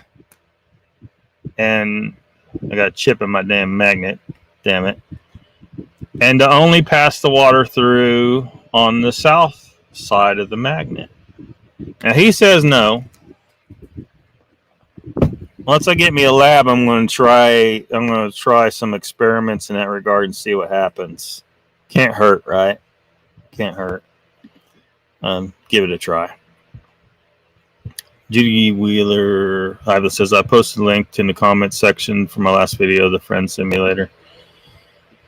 Good tip, Joe, about don't watch horror movies that take place in the woods. I don't know what part you're referring to, but thank you, Mr. Lee. Seriously, though, Mr. Lee, I'll make all my cameras are charged up, especially my night vision scope. Brandy says, but they wouldn't profit off of that, Lockbeard. Why would they offer free healing? Exactly. A lot of people think we're just conspiracy nuts for even suggesting such a thing, but come on, at this point, try to keep up, people. I don't know what else to say. You know, they completely fooled the world with this completely fraudulent plague. There are so many things that indicate it's fraud that it's just. I swear, every time I handle that magnet, I have a little bit of an ache in my fingers. That's a neodymium magnet. It's very strong. I don't know why that would be though. It's worth a try. Thanks, Hive. Well played, sir. Uncle Bones. Michael says, I see the B cult numbers are going up. The B cult numbers? I don't know. Don't bring up that Coral Castle dickhead. Yeah, don't bring up the Coral Castle.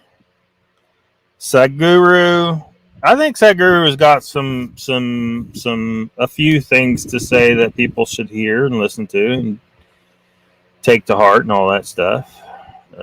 Marx, Nietzsche. Yeah. Just don't waste time talking about shit that.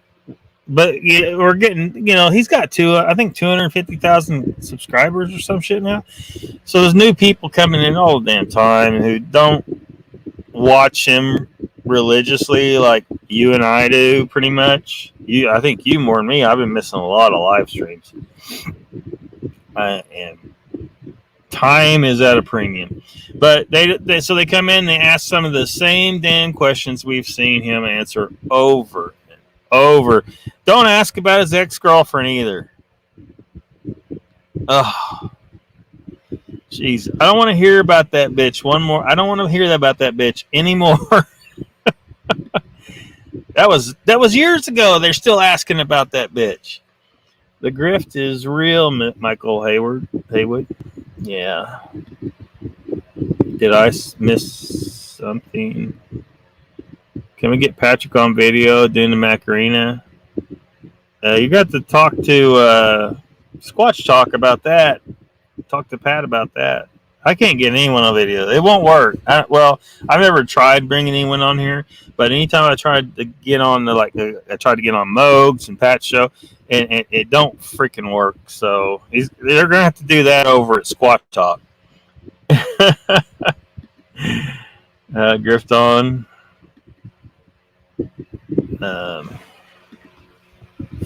I did Macarena on one of my videos. Joe did. I don't hate the grifter, hate the grift. Oh, shoot. Let me see. I'm going to have to skip ahead here.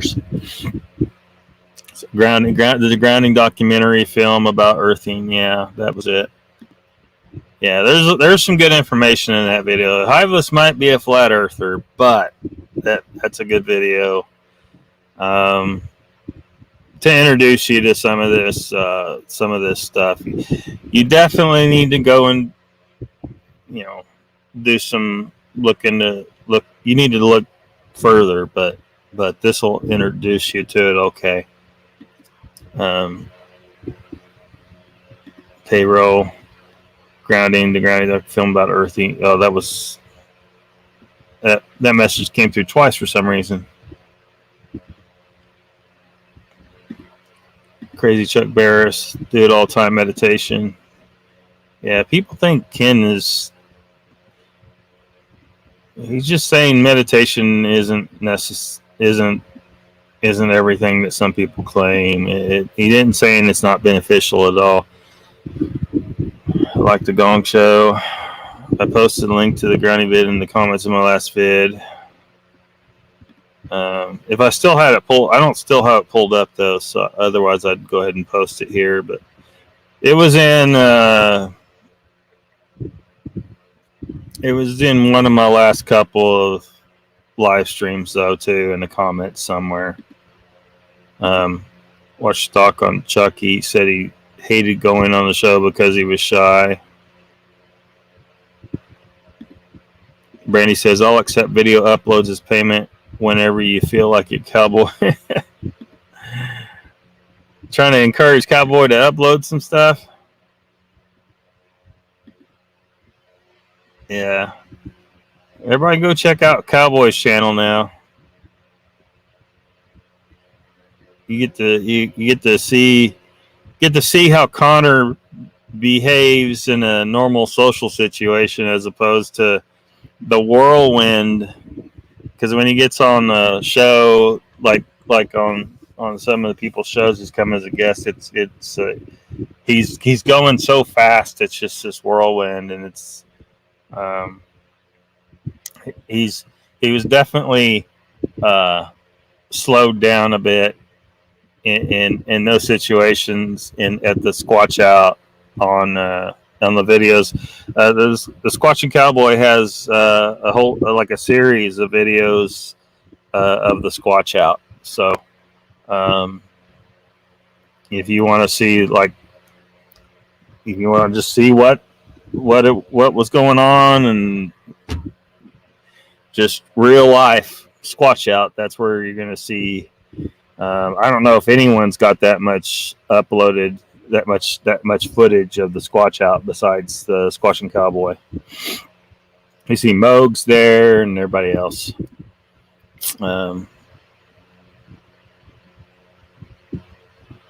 Someone else might have more. I'm just not aware of it. The Squatching Cowboy has, I don't know, it was like 6 or 7 videos, at least. I'm not sure, but he uploaded a whole bunch about the footage from the Squatch Out. Joe says, if y'all don't see me after this, it means I probably ran into Rasta again. This time it didn't go so well. Take some of Mr. Lee's weed and offer it to him. It hasn't been negated at all. It hasn't been. I know there's people out there that they sound convincing, but they're just good salesmen. And a good salesman can sell you shit that you do not need or want. They can convince you to buy it anyway. And that's what has happened with the flat earth thing.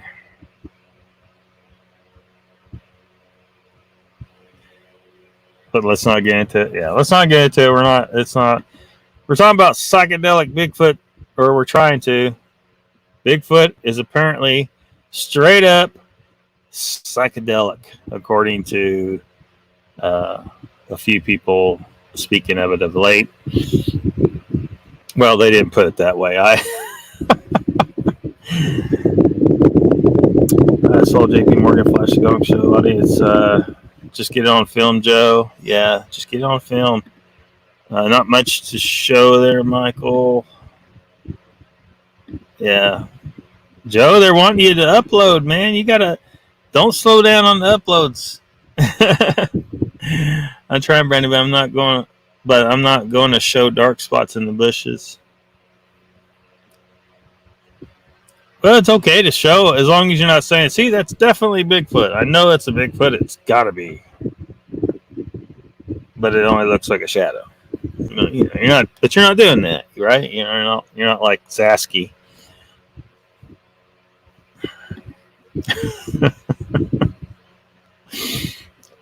Did I say that? Brandy says we enjoy seeing those ribeyes too. Yeah, ribeyes is good stuff.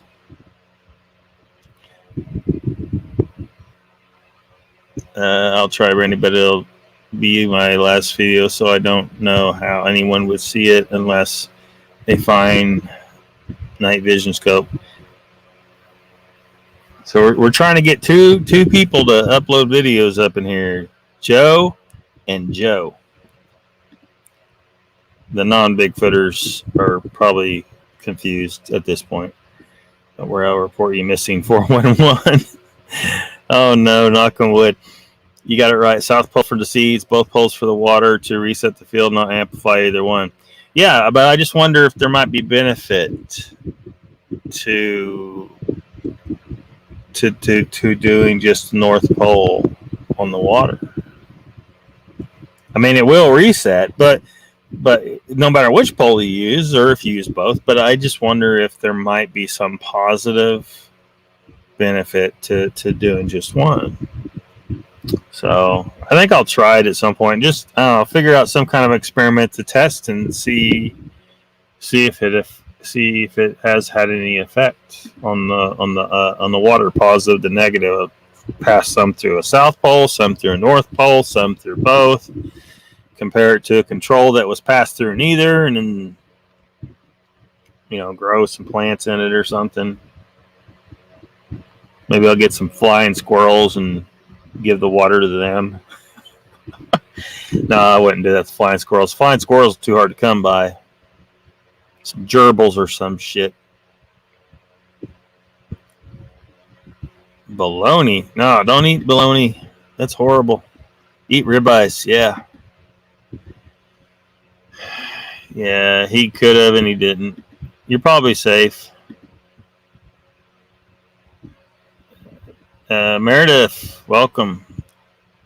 Damn internet. Yeah, hello, good. What's up? Welcome back. I can only hope, Brandy. Lots of highs to Meredith. Man, she must really be a bitch if you're calling her bitch. Well, I'm just going on. To be fair, I only have Ken's side of the story. And if you've watched Ken for years, like me and Icon, I think me and Icon would probably agree that Ken might be trying at times himself. Yeah. Oh, shit. No, Icon. Man, whose name I missed? Hi to y'all. Yeah. It's hard to get everybody sometimes. Yeah. Don't let that accent affect you too much now.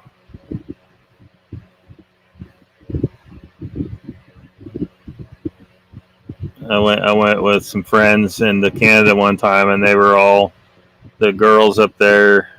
They said we sounded like John Wayne.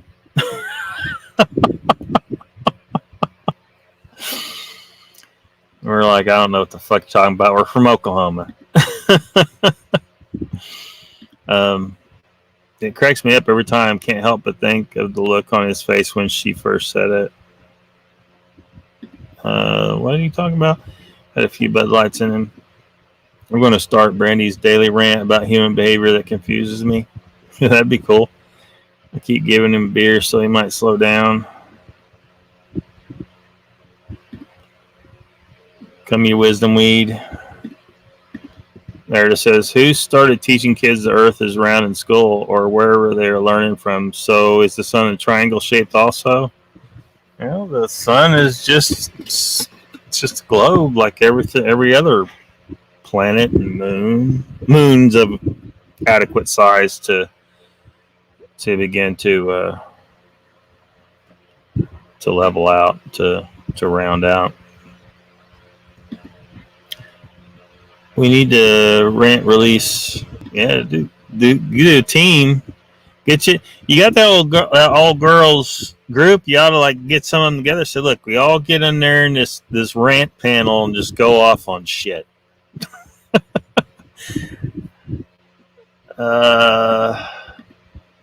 Cowboy made me feel a lot better about not making it to the squat shot with his videos.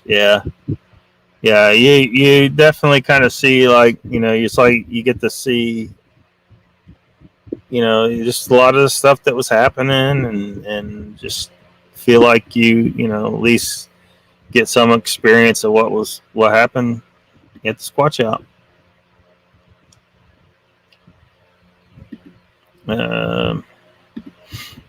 We'd love to hear if other people also feel the way about certain things. Joe says, I couldn't see Sasquatch getting drunk on fermented apple. I could see Seen bears that way, and even deer, drunk as monkeys. Yeah, a lot of animals do it. They get a hold of some old fruit on the ground. Squirrels, squirrels get drunk all the time. They're fucking alcoholics. They like when people rant, true colors. Also gets the stress out sometimes. Exactly. Can't afford ribeyes. Can't afford ribeyes. Somebody go over to his PayPal and throw some ribeye money in that bitch. A man should have ribeyes, damn it. Icon says the polls really don't work selectively. It's not in their nature. I know. I just wonder. Always buy beef by the side, far cheaper. Yeah. Raise them if you can. Go shoot some deer, man. Eat some deer. Season's started, I think. Just got a ribeye for dinner tomorrow. I'm going to try and make sure I have one tomorrow myself, but I've been eating really bad lately. Mr. Lee is probably going to smoke a little more and drink a little more to deal with how bad my diet was today. Do you want to hear it, Mr. Lee? Do you want to hear what I ate today?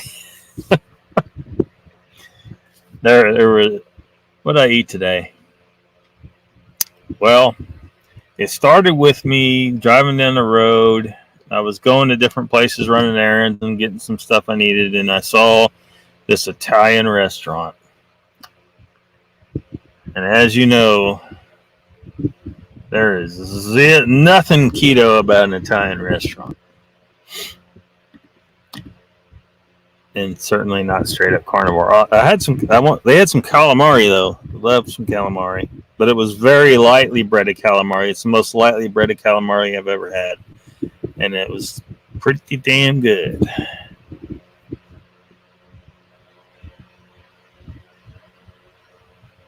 Who was asking? Patrick. Oh, Mr. Lee's at. Yeah, usually it seems like everybody, like occasionally someone gets it twisted up, but if they say Pat, they mean Squatch Talk Pat. And if they say Patrick, they mean Patrick Vaughn. You almost got to just make sure you say the last names or just call Pat Squatch Talk or hang on, I can't remember Pat's last name right now. But yeah, Squatch Talk Pat.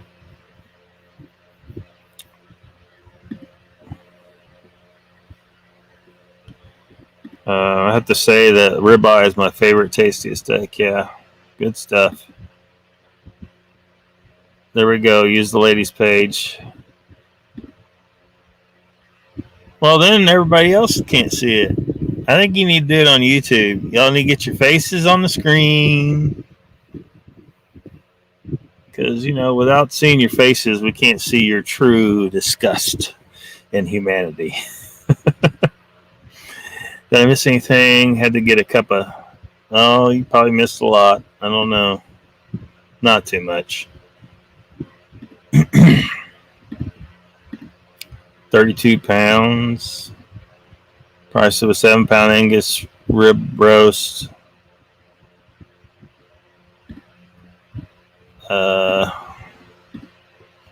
Damn, cowboy, it's half that there.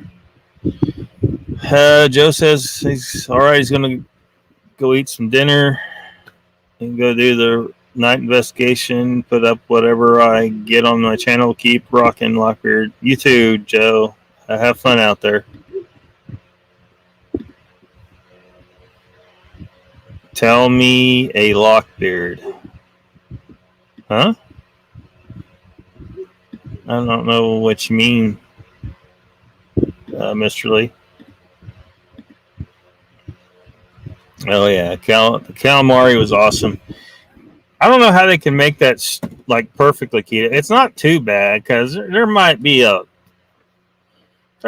tablespoon of flour on all in total. It was pretty good sized serving.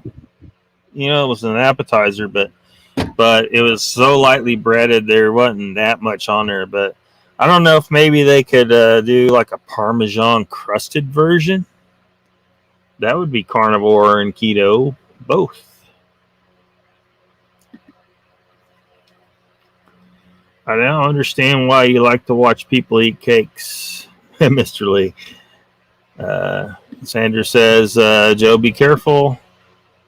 Pay $650 for 445 pound side of real Angus. It's the only way to go. Yeah, I don't know how I could pull that off until unless I get if I get a piece of ground like a landlubber and I have a place to put a freezer, then we can talk about that. But I don't have a freezer at all on board the van. And so, yeah. Just want to see Mogs eat some.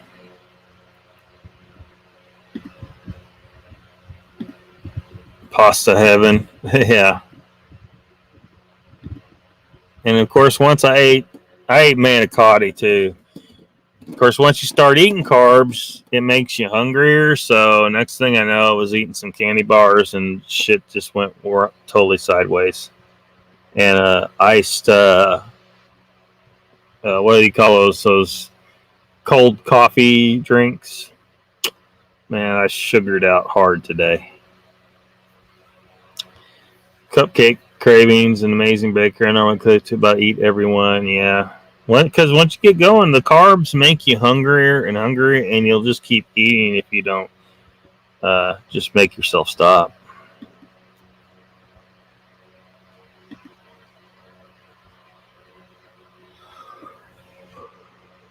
Oh. A big ass freezer, yeah. You need a big deep freeze. We had a huge deep freeze when I was growing up. Huge. You could have thrown probably 6 bodies in there. So I don't know. Nobody got some any other theories why Sasquatch is psychedelic, apparently? Assuming the hair samples are Sasquatch, do we really know for sure that any of them are? I don't know. Because the only thing I can figure is either they have the pink color for them to see each other and they can actually see that, or it's something that they're completely not aware of. They see just like us, and it's other animals in the woods that see them. Like there's been a benefit to other animals seeing them in the woods in those frequencies long enough that benefited the Bigfoot, that it selectively bred the Bigfoot to glow pinker and pinker over time to those animals.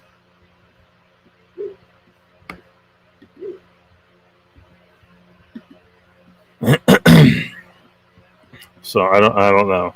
And of course, the other possibility is that it's just random chance. But I don't think I think it's unlikely that it's completely just a random occurrence.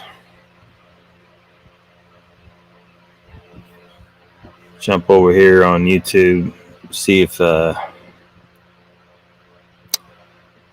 Central Florida Bigfoot going to be on tonight. Is he going to have a regular show? Doesn't appear that he has started a live stream yet.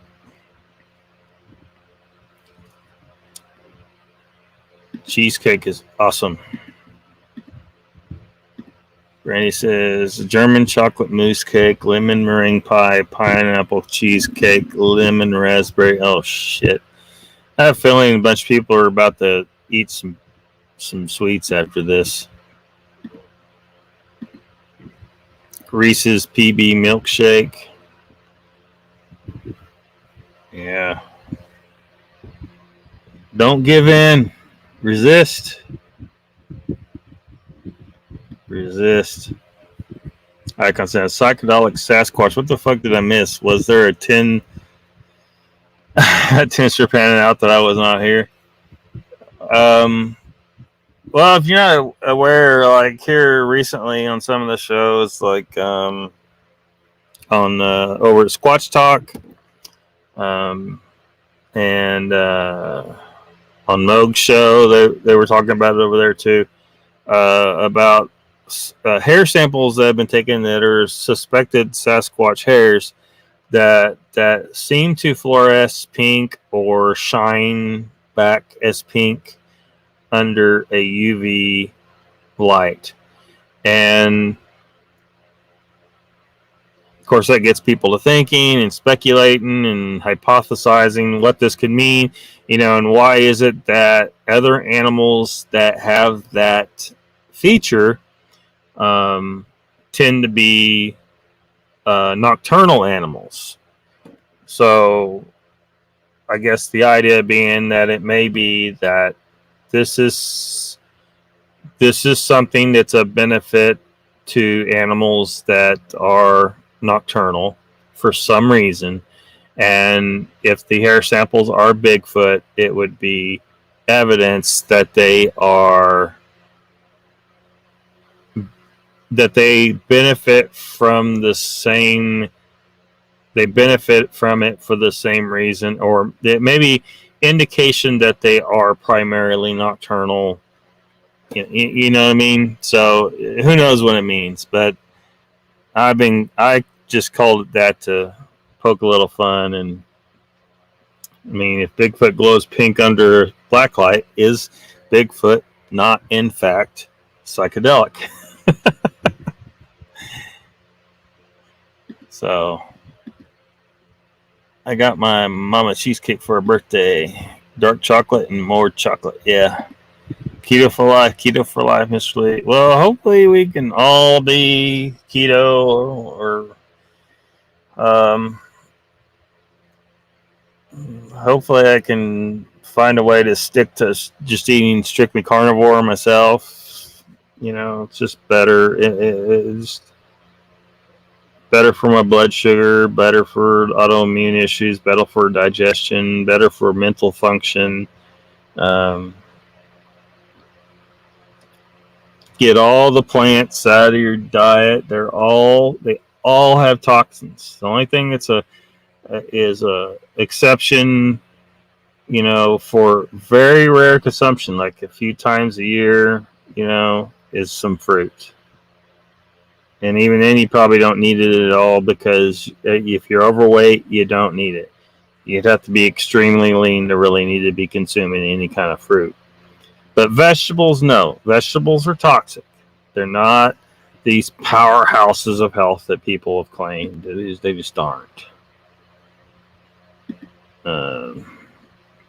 Birthday's coming. Sonic peanut butter fudge shake. Yeah, there was a period of time where I was showing up at Sonic every damn night for an Oreo peanut butter shake. The biggest size they had. Like, them girls knew, they saw me coming. The girl would be walking out the door with the shake made before I got parked. They were probably somewhat motivated because I always tip the girls at Sonic. I guess some people don't tip them. And I ain't chain, give them $1 at least, sometimes $2. This just do it. It's for your benefit anyway. Like I said, a lot of times they would see me coming and they'd start making my shit. And if you tip really good, them servers know who you are.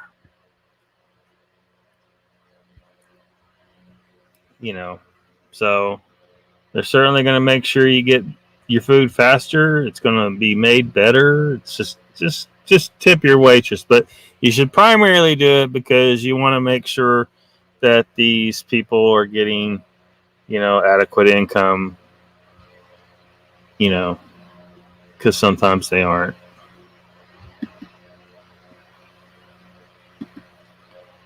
and it's giving to people is good for you. Thanksgiving hits and it's all downhill from there, huh? Vanilla ice cream, damn. Yeah, I need to bring out the ice cream. Oh no! Don't do it, Icon. Don't do it. What a bunch of characters y'all are. I get a good laugh. Hot out of the oven, lemon pound cake. Oh, yeah, we've done messed everybody up tonight. Everybody's going to go get sweets. I already see it. What will the diet of the realm be, Lockbeard? Red meat, fatty red meat. People eat whatever the hell they want. I'm just saying, if you want to be healthy, humans are designed to eat primarily fatty red meat animals and some fish, shellfish, and stuff like that. But anyone, if you pay attention, like go look at there's carnivore groups out there and people talking about it. You get a little bit of it into it in like the Paleolithic people, and the keto people are starting to kind of get down the right track a little bit. At least they're getting rid of all the carbs. You need to get rid of all the carbs. Humans aren't supposed to have carbs all the time like we have now, and especially all this processed shit. This is why we got all the diabetes and heart disease and obesity and gut dysfunction and autoimmune issues and all this crap. It's all caused, or a lot of it's caused by diet. We're eating this stuff. Like even something like people think spinach is like a super healthy food. No, it's not. No. Especially if you're someone that gets stones that are oxalate based, because spinach, when you eat spinach, you kind of get that gritty to it. That gritty, there's some grittiness to it. That's oxalate crystals. Spinach is high in it, and if you get stones that are the oxalate type of stones, you do not need to eat spinach unless you like pissing spiny BBs. You do not need to eat spinach. It's just, and it's not like a lot of the, like if you're eating a zero fat diet, like people were pushing a low fat diet, right? Well, if you're not eating any fats, you're going to have a hard time absorbing fat soluble vitamins.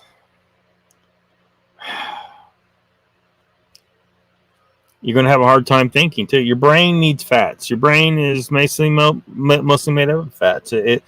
It was a complete lie that fat was bad for you in any way, shape, or form. And this is a big subject. It would take a long time, but hey, in the realm of Lockbeard, I encourage everybody to eat. When I'm eating carnivore, I'm eating about a pound of meat a day, fatty red meat typically, or maybe some fish. In one meal, and you're not hungry. Like once you get a day, it takes a while to kind of get your body, because your body, like if you've been eating at 6 a.m. every morning your whole life, your body's going to keep creating a hunger response every morning for a while, because it just thinks that's what you're supposed to do. It has this internal clock. It's used to it. It'll just do it. So you got to find a way to ignore that hunger, like down a bunch of water or something in the morning for, probably a couple weeks before that hunger response goes away. And your body figures out, okay, we aren't eating at 6 a.m. in the morning anymore. And eventually get it backed off until you just eat at dinner, just eat once a day. And then experiment with longer term fasting. It's good for you. I can't give medical advice, but I'll say what I will do. If I ever get diagnosed with cancer, I will immediately stop eating entirely.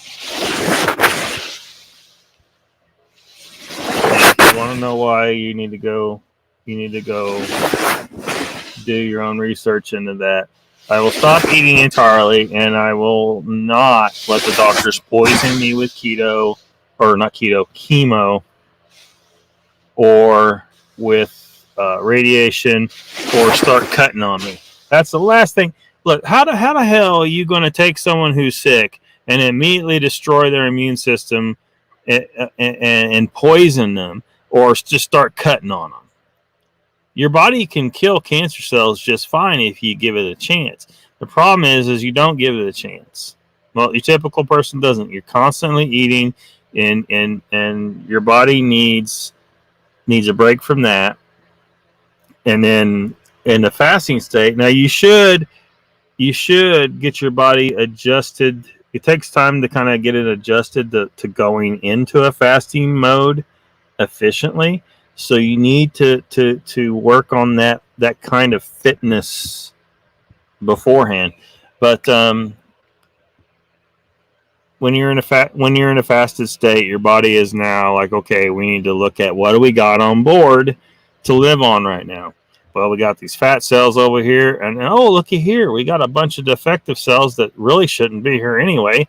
Let's get them and break them down and eat them.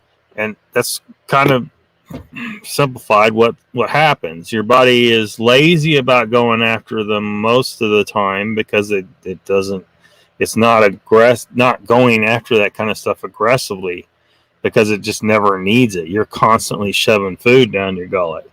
So it doesn't really need to worry about trying to look at what it's got on board to live on. If you fast long enough, so I can't say too much. YouTube will freaking ban the damn video if I give medical advice. But just look into it yourself. You know, fasting is what I will do if I get cancer. That's the first thing I do, and then I'll start dosing really high on vitamin C as well. And again, you have to look into that yourself as to why. And psychedelic. Yeah.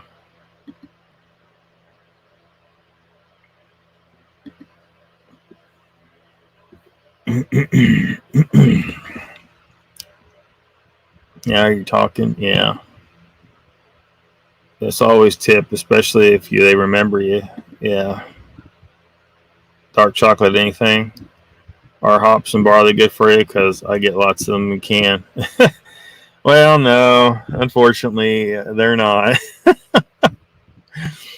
Actually, that's a subject brought up in the keto world all the time, because a lot of those people are trying to stay in what they call a ketogenic state, and alcohol throws you right out of that. You know, even though it just does. It throws you out of the ketogenic state. Yeah, sweet corn is poison. Yeah, but how much do you like vegetables? I mean, because you think about like anytime I ate broccoli, what I really wanted was very well cooked broccoli smothered in cheese and butter and all that stuff. Cheese and butter being animal fats and proteins, right? To make it taste good. Yeah, occasionally I'd eat some dipped in some ranch, but do you really like that? All right, do I want to eat this broccoli? This raw ass shit, which is full of poison. Broccoli is poison. Look into the sulforaphane in broccoli. But and then of course fiber is not good for you either. I know. Just look at that one study, for example. It's just. But yeah, or would you rather snack on broccoli or bacon? Think about that, or some nice cheese. It's just. I think we've been brainwashed to think we like vegetables, or we've just been told this is good for you, and then people get health conscious, and they're like they kind of brainwash themselves to like vegetables more than they really should. I mean, I still eat some here and there, but I don't go out of my way like I used to. some nice broiled asparagus. Put some butter on it and salt it and broil it really good until it gets a little crispy on the end. Oh yeah, but I'd rather have bacon or some steak fat. Some steak fat's awesome.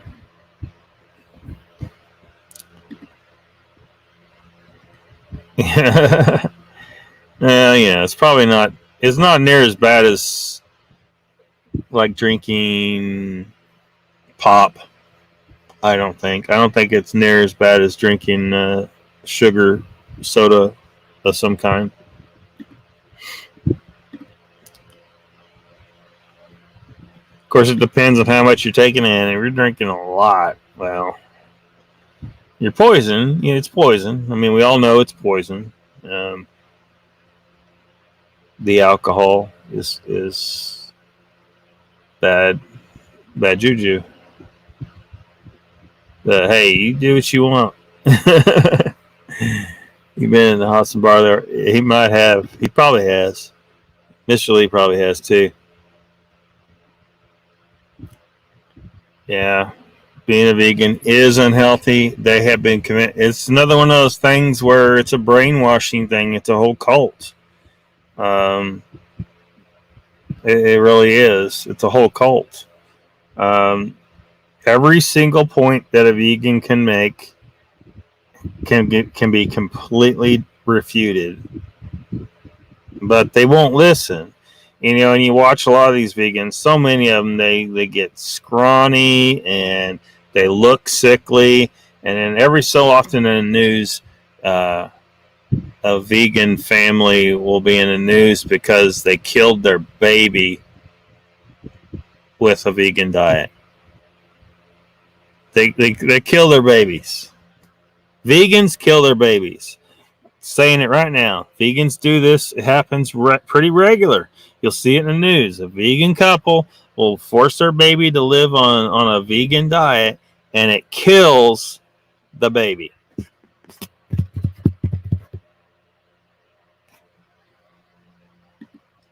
Animals. Look, if you want to eat like my prey, maybe I should eat you. That's all I'm saying. Vegans, you eat like my prey. If the shit hits the fan, I might get a little confused if I'm hunting for deer. Let's see. Deer, vegan. Oops. Well, he was eating grass. Thought he was a deer. So that's wrong with Popeye? Yeah. Well, what the hell is up with the forearm thing? I don't understand that. What the is he? Is that what happened? Is that what sailors look like? I'd like to give Pillsbury Doughboy a swift kick in his cookie roll right now. Right about now. Yeah, Pillsbury Doughboy. Go get my share. Turtle on go. Damn, is Lockbeard sharpening a knife? No, I'm not sharpening a knife. Lockbeard, what is your typical daily dietary intake? Do you practice keto? It's been all over the place lately, Mr. Lee. But if I get my shit in order, what'll typically happen, like if I go to like a restaurant, like I'll eat just dinner, right? That's what my goal is to only eat dinner. I don't want to take time out of my day to eat breakfast and lunch, and I want that fasting period every day to help keep me healthy, keep my mind sharp, keep my energy up. Because you eat all day, you get sluggish periods, and your blood sugar does funny shit, and especially if you already got some borderline diabetes like me, which I think I do. I haven't been diagnosed with it, but I know my blood sugar does crazy shit. If I eat a big meal of carbs, it goes like this, and then it bottoms out, and I end up down. The lowest reading I've had that I've measured is 53, which is bad. Way too fucking low. And like I know I've been in a state in that situation where Lockbeard has checked the hell out. He's gone. He's walking around maybe, but he should not be operating power tools. Let's just say. And because blood sugar's too low, your mind's not functioning when your blood sugar's that low. But when I'm eating a 0 carb diet, people say, well, you need the sugar. No, you don't need. I don't need the sugar. What I need is no sugar, no carbs whatsoever, and my blood sugar stays nice and level, right where it's supposed to be. Your body makes exactly what you need if you just feed your body what it's supposed to have. You know, it's just supposed to have meat, and if you eat only meat, blood sugar stays fine. Yeah, there's gluconeogenesis is a process in your body where your body creates glucose and it creates exactly what you freaking need. You do not need to eat carbs. Period. You do not need to eat carbs. So yeah, I did. I mean, back in the day, I did keto a lot, and if I see something on the menu, if I really want to eat some asparagus or something, I might. But ideally, what I want to try and stick to is a strictly animal-based diet. So I will roll up into a steak restaurant and, maybe get a 12 or even a 16-ounce ribeye, nearly raw, just a very quick. I usually tell them no more than 5 seconds on each side, and because you want your meat as raw as possible, as raw as you can stomach eating or what you're used to eating. If you can't eat it that raw, blue is what you would order it as, to be more raw than rare. If you can't eat that, then eat it rare, eat it even medium rare. But you don't want to, because cooking destroys some of the vitamins, like vitamin C is destroyed by cooking. That's why people have problems getting enough vitamin C from an all meat diet if they eat all their meat fully cooked. It's because humans aren't supposed to eat cooked meat, damn it. They're not supposed to eat cooked meat. Do you think we evolved to eat cooked meat? No, we did not. And if there's sides that come with it, like, usually most restaurants you can get some cottage cheese, which is still animal fats and proteins. So it's, it's a gray area, but it'll work. Some sauteed mushrooms, maybe. There's a couple restaurants where I can get that in place of a side instead of a baked potato or something like that. Get sauteed mushrooms or cottage cheese or something along those lines, and you're good. Mushrooms is generally considered okay for a carnivore diet because fungi are more closely related to animals than plants. That's hard for a lot of people to wrap their mind around, but they're just going to have to get it through their head. Fungi are not plants. Mushrooms are not plants. It's a completely different kingdom of animals, and it's more closely related to animals than plants. So, that's kind of what it looks like. Roughly a pound of food a day is all I really seem to need. And I'm not hungry other than that throughout the day. So, and I haven't shrunk up like a vegan, that's for sure, eating like that. In fact, the highest muscle mass I've had in my life, I had while I was eating carnivore. Except like on occasion, I would go ahead and eat some carbs. Like if you're really carb depleted and then you eat some like one night, like there's one guy, he advocates like a carb. He calls it carb night or whatever, where you don't eat carbs most of the time and then you'll eat them and then your muscles suck up all that glycogen and you'll sometimes almost visibly get bigger, and then work out on that, and you'll get a pretty good jolt of energy doing that because you're not used to having those carbs all the time. So when you do eat them, it's like, woo, you get kind of buzzed up a little bit.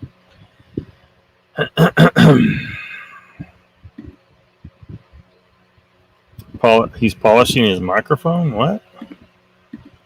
Heard that too. What did you hear? Coffee enemas. Oh, hell no. Oh, hell no. I've had the alcohol this evening. I haven't had for 3 weeks to get back on keto. I should fast for 72 hours. It might be beneficial to do so. Yeah. Steak. Yeah. Later's Lockbeard. Later's all live live in 50 minutes. Computer is overheating in a bit. All right. Good night, Hive Bliss. Been drinking since I was 13. Yeah, you might have a hard time if you ever decide you want to put it down. You might have a hard time with it. Hive Bliss, see you, man.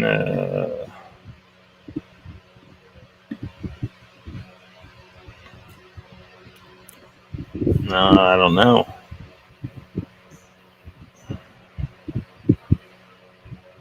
I don't know. I mean, is there something in particular I should be thinking about? I mean, you know, I haven't been able to watch near as much stuff. I mean, obviously, I haven't been able to do as many lives myself and keep track of stuff as well. So, I don't know. Still got all the usual suspects out there doing their thing. I don't know what to say, Mr. Lee. Hey, VPXM. Yeah. Job made me have to get rid of my beard. So, everybody's just going to have to imagine it's there in spirit. Hopefully one day I will be able to regrow it. I actually still have it because later on it can be reattached as all locks. I just had the one dreadlock right here, but it can all be reattached as locks in the future. So I will be holding on to it. And then at that point I will be able to achieve one of the types of sanctification in the order of the ether is locks in your beard. It's one of the types of sanctification that only men can achieve because only men have beards, typically.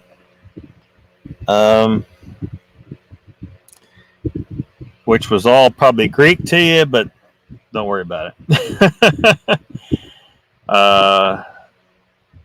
If the order of the ether ever takes off and becomes like the other religions, I'm going to feel guilty for starting this shit.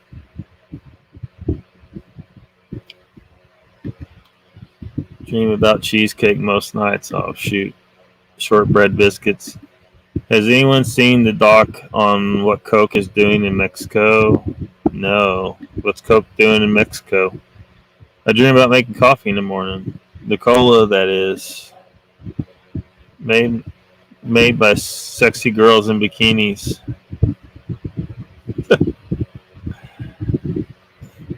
Well, you know, if you're gonna... Somebody's got to make it, right? Mr. Lee, I eat everything like most guys, but I need meat at least a couple times a week. Otherwise, I feel hungry.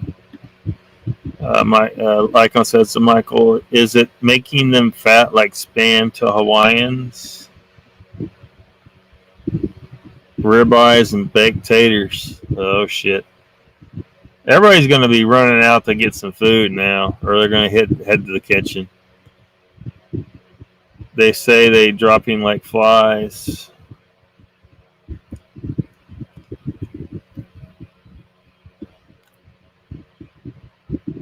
What I don't understand. People are dying in Mexico because of Coca-Cola.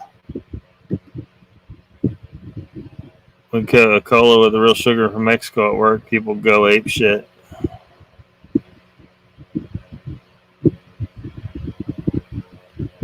Why do they go ape shit? Is the sugar give them more energy or something? Yeah, what it is causing it, Michael. But the water is so bad they replaced it with Coke.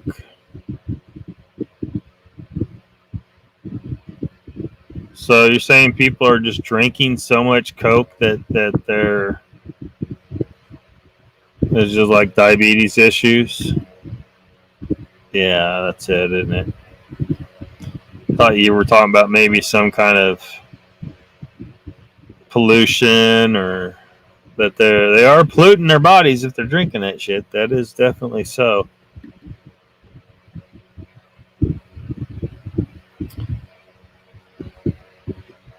And they need to do something.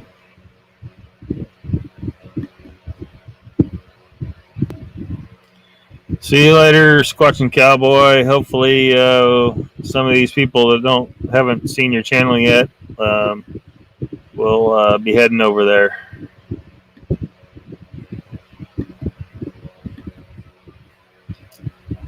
Icons. Have a good one, Squatching Cowboy. So I don't know. I don't know what to make of these fluorescent hairs.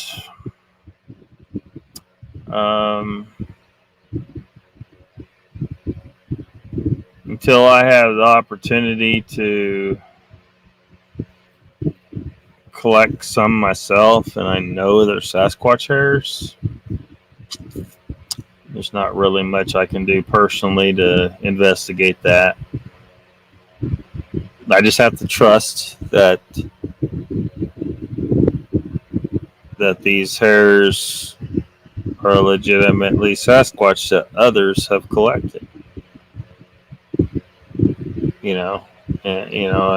I don't want. I'd rather know myself for certain. Hopefully, we find one day a way to consistently, repeatedly collect Sasquatch hairs somehow, and have a collection device of some kind, and be able to film it and film the Sasquatch actually coming into contact with that device. Like, we need to be able to prove that the hairs actually came from Sasquatch, and then we can talk about why they have these pink fluorescent hairs, if in fact they do. There's just so much we don't know.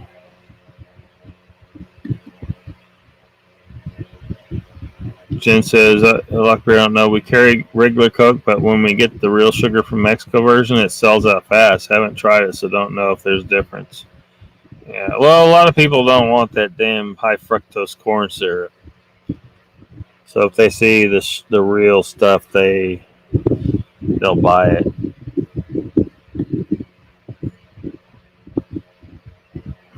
Probably shouldn't drink soda ever, but I don't drink any anymore. I haven't, I think, in years now. I haven't had any soda of any kind. Unless you count the energy drinks, it's a kind of soda. But those are I always drink those as sugar-free versions when I do, or when I did. But when I was young, there were times where I was going and getting a 2-liter bottle and drinking the whole damn thing that night. Like, I was guzzling that shit. It was out of control. Icon says, yeah, the taste of Coke from Mexico takes me back about 40 years. Good stuff. Brown sugar, what's real sugar? Sorry, need more coffee.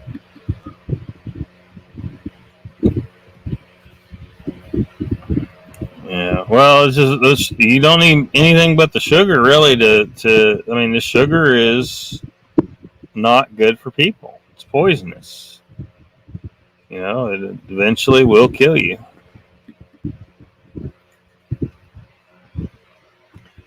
Yeah, baked scallops is probably my favorite seafood. It's like a little seafood filet mignon. Awesome stuff.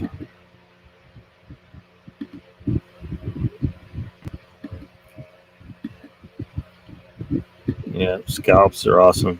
Bacon wrapped scallops, yeah, good stuff. Good stuff. Well, we've diverged off of Bigfoot quite a bit tonight.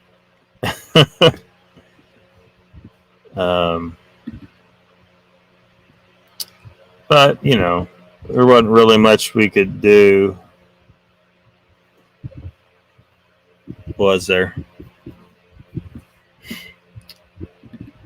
It's just an interesting new dimension to the whole thing. It's been brought up by others on some of these shows out there, Squatch Talk and Moogs.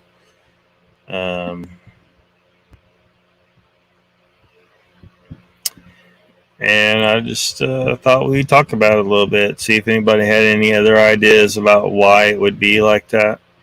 Why would they fluorescent pink? Is it, is it evidence that they are highly nocturnal? I mean, I think we pretty much know that at this point, that they've become very nocturnal, but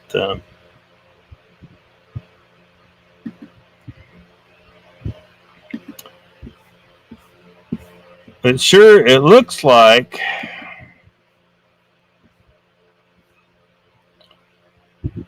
I don't know, but it don't look like Central Florida Bigfoot is on. He should be on at 8, but it don't look like he's on. I see Hiveless has started live over there.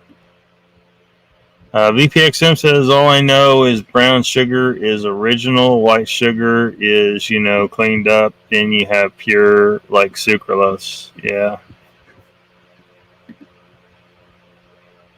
Lockbeard, we had a good time tonight, says Sandra. Thank you, Sandra. I'm glad you did. Michael says, I kiss a hog in the mouth just to be close to bacon. Damn, dude. My brother was just mentioning to me a while ago, there's a channel out there called The Bearded Butchers. It's totally not Sasquatch related, but it's meat related. And meat is an important subject to me. Anyway, it was mentioned there was an episode of The Bearded Butchers where they were making beef bacon and comparing it to pork bacon. Because you don't normally see beef bacon. I've never had beef bacon, but it's a thing. They were saying, it tastes like bacon, only better. It seems like it would only be better. I know that when I'm eating strictly carnivore, I find chicken and pork to be to be less appetizing. Like my palate knows it's inferior meat. Like it's not something we're supposed to. It's not an ideal meat for humans to eat. I can tell that. I don't really want it. I want steak or something off a damn cow, or maybe deer or something like that. But chicken and pork are just inferior meats. They just don't. Well, so I definitely want to try some of this beef bacon. That'd be cool. I It's not something you ever see at the store, though. So I need to figure out how to get some. Jen says, if you look at our own natural hair is sunlight, we have all kinds of colors in it. Yeah.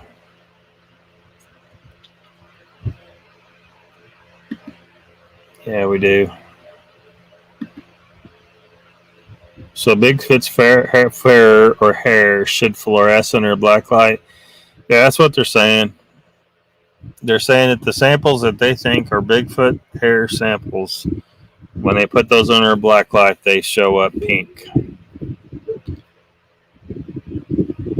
So I guess the question is does Sasquatch see those colors?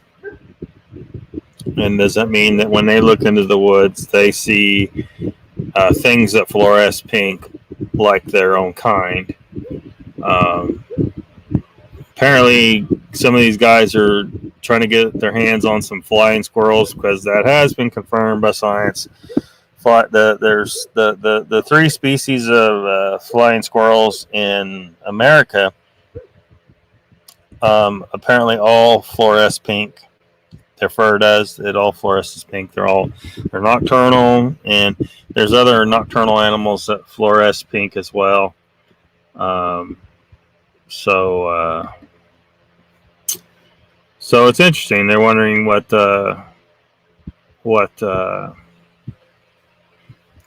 if those samples are truly Bigfoot hair samples and they fluoresce pink like other nocturnal animals, does that indicate that Sasquatch is nocturnal? But yeah, I guess they just discovered by chance that flying squirrels fluoresce pink back in just a couple of years ago, 2019, I think it was. There was some research in Wisconsin, Northern College in Wisconsin, where they confirmed that all the three species that we have here. I don't know about other species, but because there's others in the world, but the three species we have here fluoresce pink.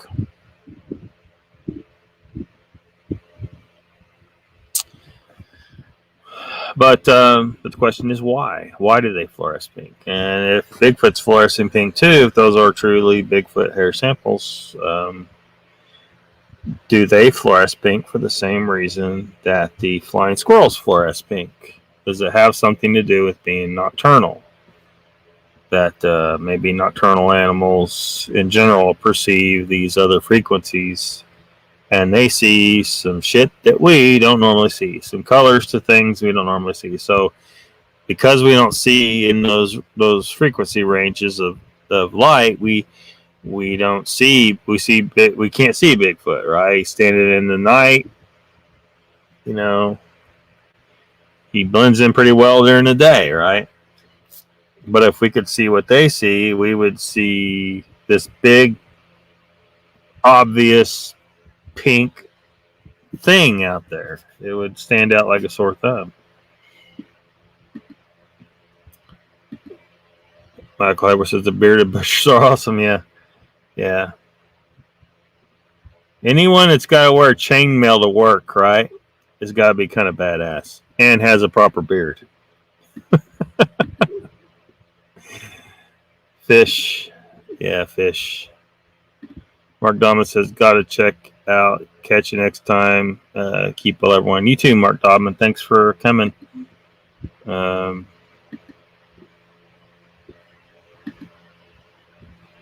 Yeah, take care.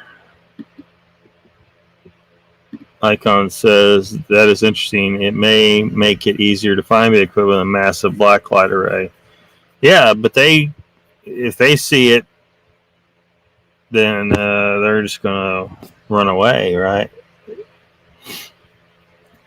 But who knows? I mean, could one,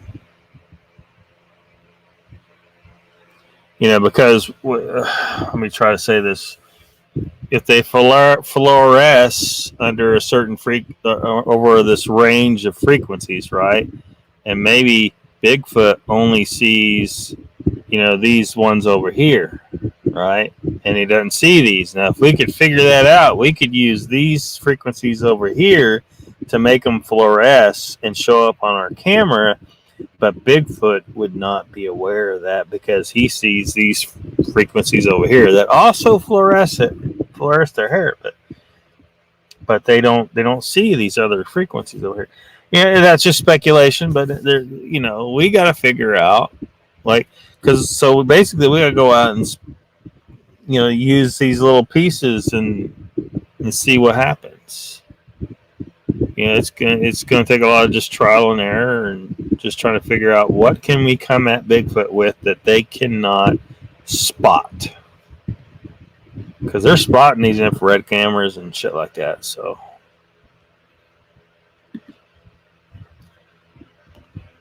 yeah, possums, some other animals as well.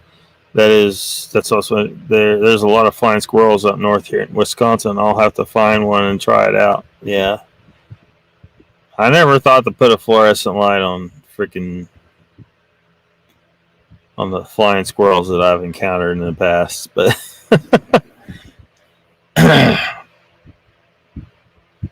what choice would you make? Sea, land, or air? What do you mean?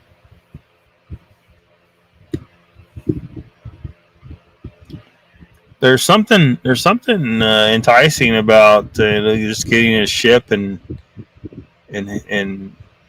going to sea. There's something enticing about that. To be free, because all land is just like totally controlled. There's vast areas of ocean out there that one could experience some damn freedom. If I was a multi-billionaire, I would certainly build a floating island somewhere in international water so no one can tell me what the fuck to do. And maybe some other people could come out there and we could build our own place out there, own island, own little nation.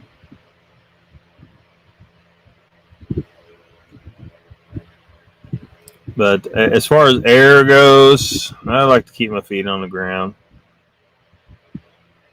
until we get some adequate anti-gravity technology that a person can survive falling, or maybe even float. That'll come maybe one of these days, but who knows? I don't know, sea or land, but you just can't be free on land anymore. They're just taking your liberty left and right. BPXM says the icon, interesting idea. That might need light that can switch different frequencies. Yep, that's what I was saying. That black light picks up crap on other surfaces, but not much else. Yeah. You're welcome, Michael. Thanks for dropping by. You taking off too? We're probably going to wrap her up here pretty quick. We've gone over 2 hours for sure, and we haven't really stayed on Bigfoot too much. But we circled it back around. I don't know what we expect to find out, to know yet. It's just maybe some people have gotten some more ideas and maybe some stuff they can try.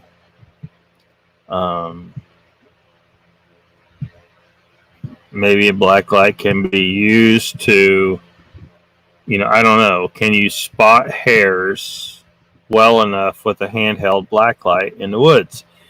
If so, you might be able to find some hairs from one of the animals or from a Sasquatch with a black light that you normally would not have seen otherwise.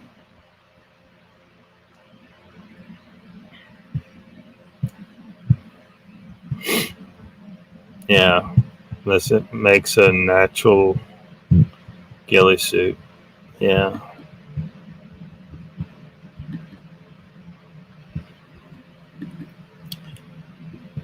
Yeah. Well, I'm gonna check and see one more time. I don't know what Central Florida Bigfoot's doing tonight, but it doesn't appear that he is live, which he should have started almost an hour ago. Now, modern day debates. What are they debating tonight? And then I'm gonna try to stop this before it comes on. I'm trying to see what they're doing. Oh, modern day debate channel's going. They've been going a little while, it looks like. But did dinosaurs live with man? Oh shit! No. That is another one of those ridiculously stupid theories that they come up with, and they want to believe it so badly that when they see something that they can try, see, look, this has got to be no.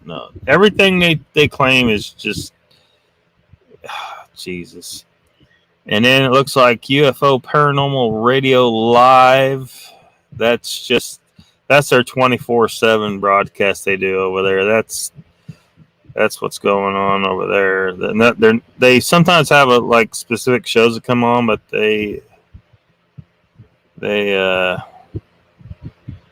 pretty much run all the time with something kind of just a 24-hour kind of broadcast going on over there. So, but I don't see Central Florida Bigfoot on, so I guess he didn't come on tonight. BPXM says the icon, no way Bigfoot is simultaneously intelligent alien, acts like a city hobo in the middle of forest.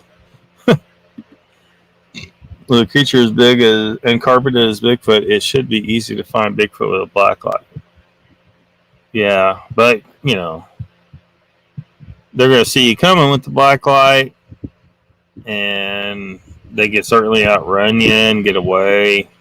I mean, if they are hiding behind a hill, you're probably not going to see them looking at you from a distance. So I don't think it's going to work to straight up find them unless you're wandering around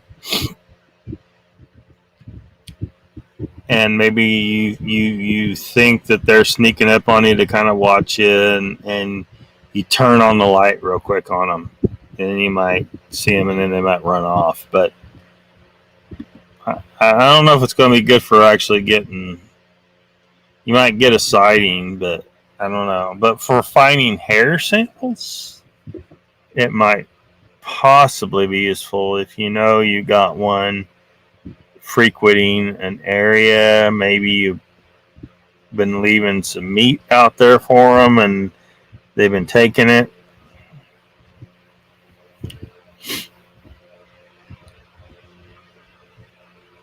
So, maybe you've set up like a branch and you have a rope on there and a pulley or a come along or something, and you can kind of crank that branch down to bend it down far enough to hang some meat on it, and then let it back up. And so you leave that rope hanging. This is just an idea I had that something maybe you can do. So nothing can get to that meat. It's too high. The bear can't get to it. It's too high.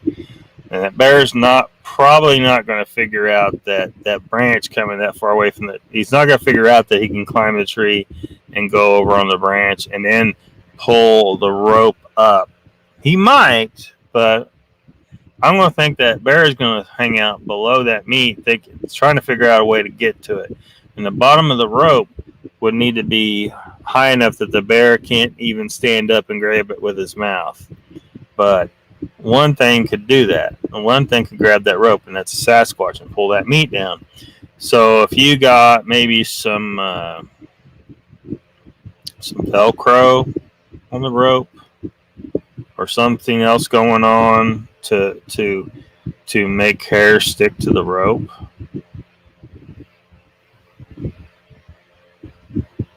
you might get you some Sasquatch hair and maybe some skin cells, maybe some sebum. They bring up sebum a lot.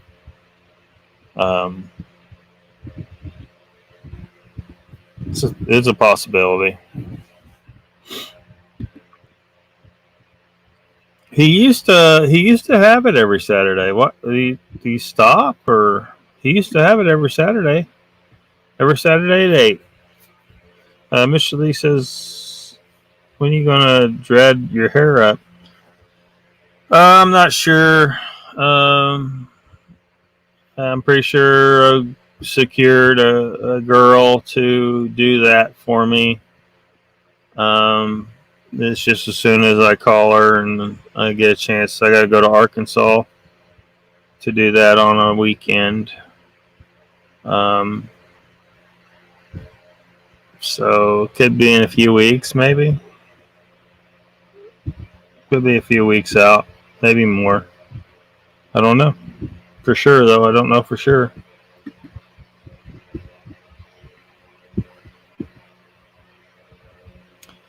Hang up a blacklight poster in the woods with a blacklight on it may catch their interest, and if they get close enough, bingo. Bait the suspected areas with Jack Link's. Icon says that'll get him. Yeah, who can resist Jack Links? I definitely think that some nice meat will always get you some Sasquatch interest. And maybe some fruit. Try to keep things natural, though. Like, don't give them candy bars and shit. It's just getting that camera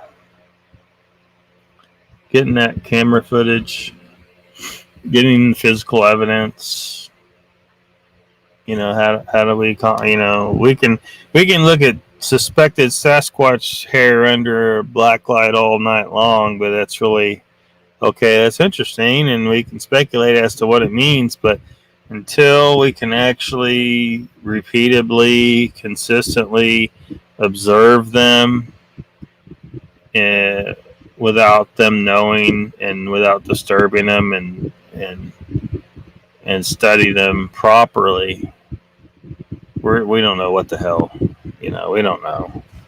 So I guess it's, what do you want to accomplish? Do you just want to feed Bigfoot and look at hair and greasy spots left by them touching stuff, or do you want to learn what they really are?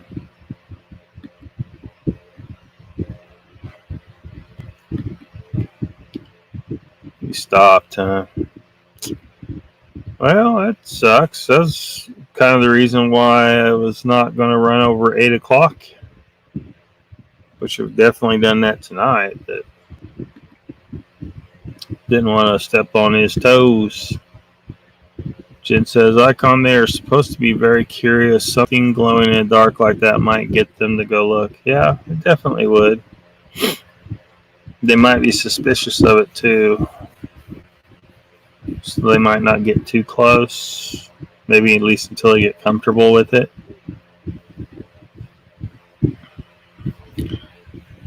Icon says, oh, that's how I can get me a lady squatch. Wear a beef jerky necklace. Dude, I don't know if I'd recommend that. She might just think that's the garnish.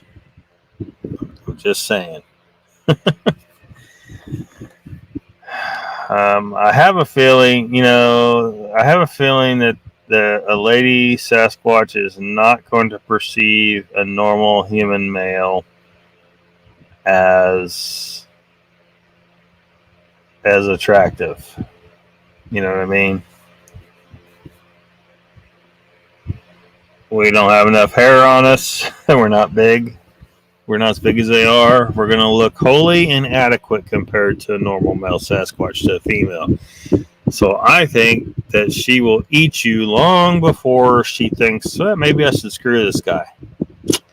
Just saying. If you go out there wearing some meat around your neck, you're just asking for it at that point, I think. So just be careful. I don't know, Mr. Lee. I don't. Without really like why, like we speculated why they keep it a secret, but it's really weird. Why keep this a secret? There's got to be something like really earth-shattering about Sasquatch, unless it's just purely economic interest. Or maybe they don't want to be exposed, because once the existence of Sasquatch is exposed, then we're probably going to see the government exposed for committing atrocious acts of human rights violations against the Sasquatch people. Because once we can prove, once we have physical evidence that Sasquatch exists, we have a body. Scientists are going to be able to confirm that they are, in fact, I guarantee you, they're human, or so close to human that they would definitely be considered a people. But I think they're the same species as us, just a big hairy race, but a big hairy race of humans. And the fallout that would result from the people finding out that the government has, as some have claimed, been murdering these people and not giving them the full rights of a normal human being. I think that might be one of the reasons why the government wants it to remain secret. They'll probably keep it secret as long as they can, perhaps with the intention of eventually fully eradicating them, so that they can just continue to say, "Oh, it was just an old legend. You can't find them now, no matter what you do." So, I don't know. If they haven't disclosed it, disclosed them for a reason. But we just don't know. If we just knew what exactly that reason was, or maybe it could be all these reasons. I don't know.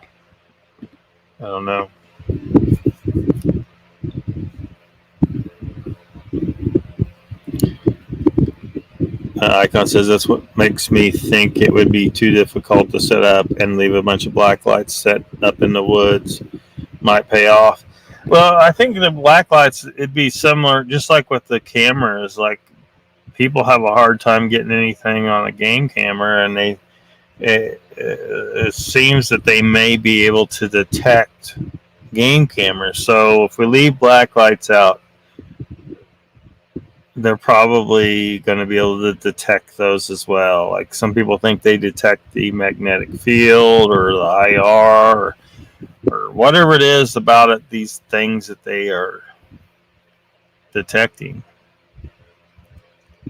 So I don't know how you would set it up. Like if you're thinking something along the lines like you have some black lights and cameras that are all completely shut off until something sets off a trip line or gets detected by their movement, and then the black lights flash on and the cameras start filming.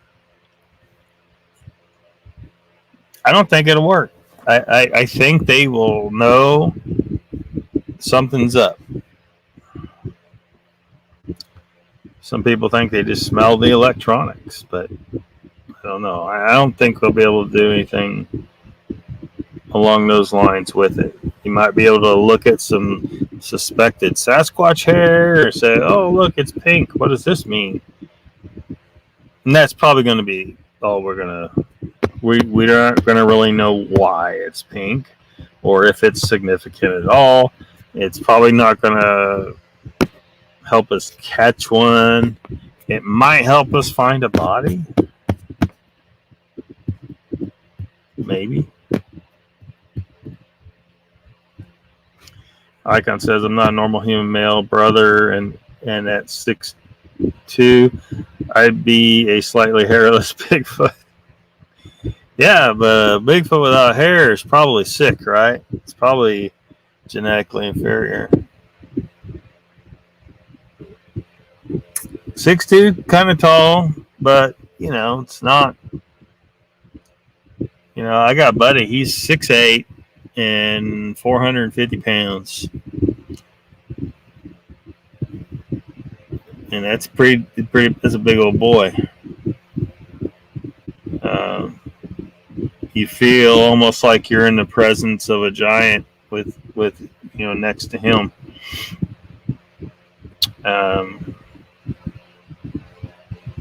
So you think about back stories about giants. People were like trying to make it this mystical, magical, David and Goliath and all that. Oh, the giants used to be in the land. I'm like, yeah, well, it's probably just a tall dude like him, or Andre the Giant, or a bunch of other people that are really tall, over 6 foot. I think we got a couple people over 7 foot. Bigger than your average person, sure, but giants in the terms of the magical idea. You hear the stories like the Native American stories about there's these big people. Well, yeah, if your people are typically 5'3", and you run across these light skinned, because they describe some of like these tall, white, bearded people that existed here before they did. It was just European people. That's all it was. Like, that were here before the Indians were. Oh, shit, I'm not supposed to say that, am I? Well, I'm sorry, government and tribal government. Stop fucking lying. There's a mountain of evidence of this fact that there were Caucasian people here for tens of thousands of fucking years before the Indians were even a thing. I'm sorry, that's the goddamn fact. Anyone that takes the time can go confirm this shit for themselves. Take your Kennewick Man case bullshit and shove it up your ass. I'm sorry if the facts are inconvenient for whatever freaking narrative you want to push, but I'm sorry. The Indians were not the first people here, or Native Americans, or whatever the fuck you want to call them. I'm a tribal member. I don't give a fuck if that's the true past. I do not give a fuck. What matters to me is the fucking truth. And the truth is these ancient stories of these, like the Paiute tribe story about these tall red-headed people that they didn't like and they killed them all. The Paiutes have a story about them committing a genocide against these people. That was just a Caucasian tribe of people that were some of the remnants of the ones, because most of them got wiped out during the Younger Dryas impact about 13,000 years ago. There was a vast civilization. This Earth, it was not freaking.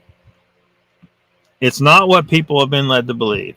They see this, the pyramids and all. Look.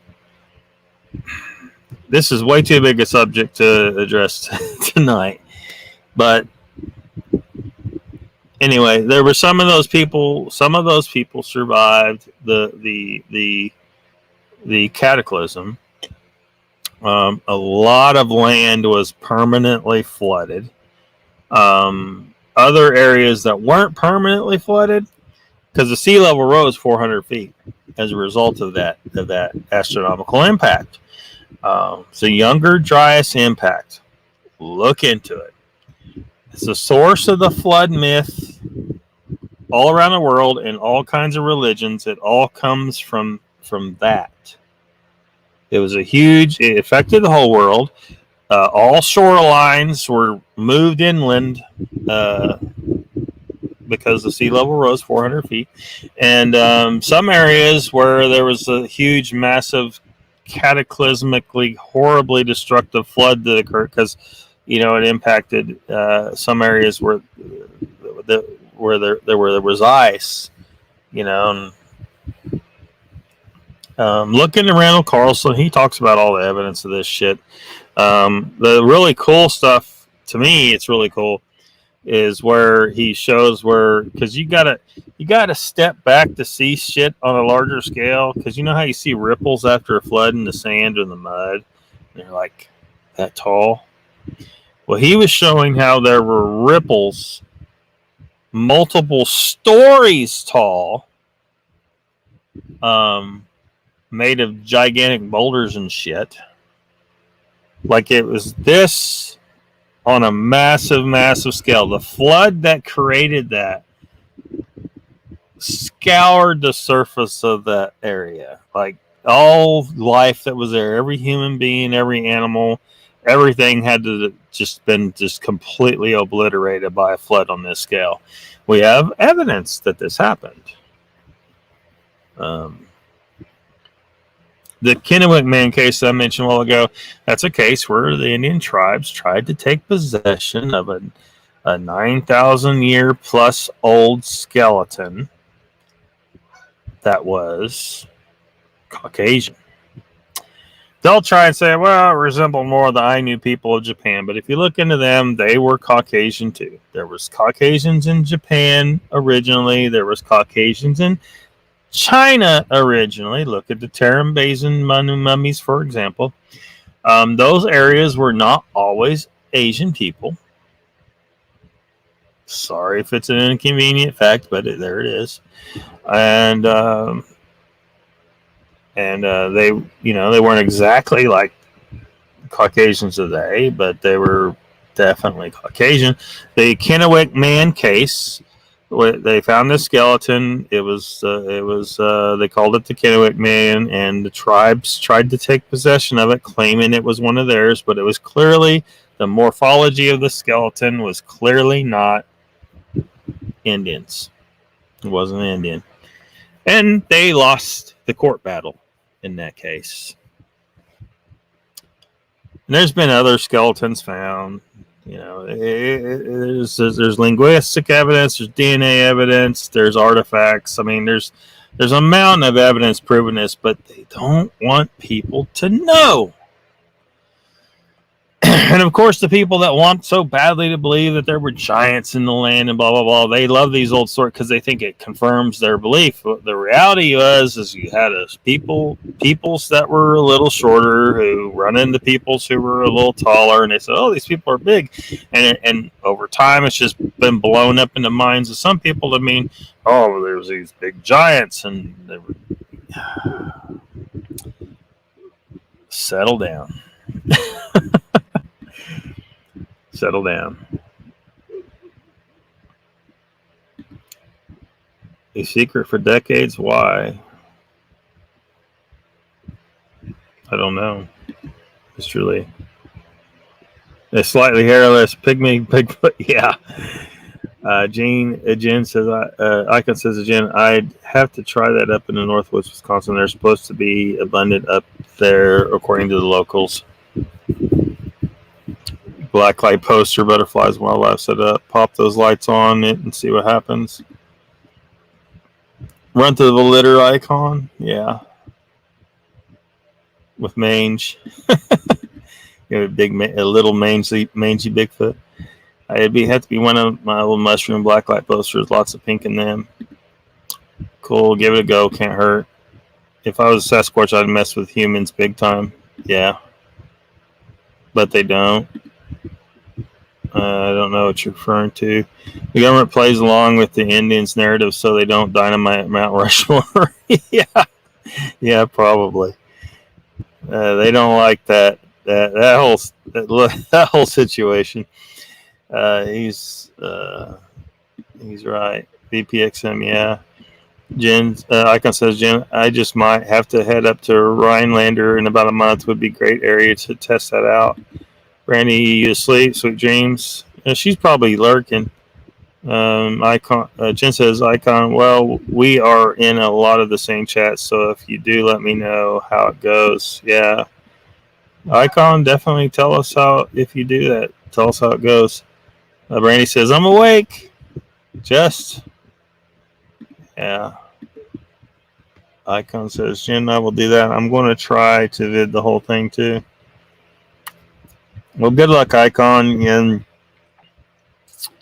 if you're going to try and film, like if you're going to, like you're thinking of putting a black light on a poster in the woods, like on a battery or something, I just don't think Bigfoot's going to come in too close, though. And they're going to see you put this there. They're going to see you put the camera up. And I'm pretty sure they know exactly what a damn camera is. And they know they need to stay away from cameras.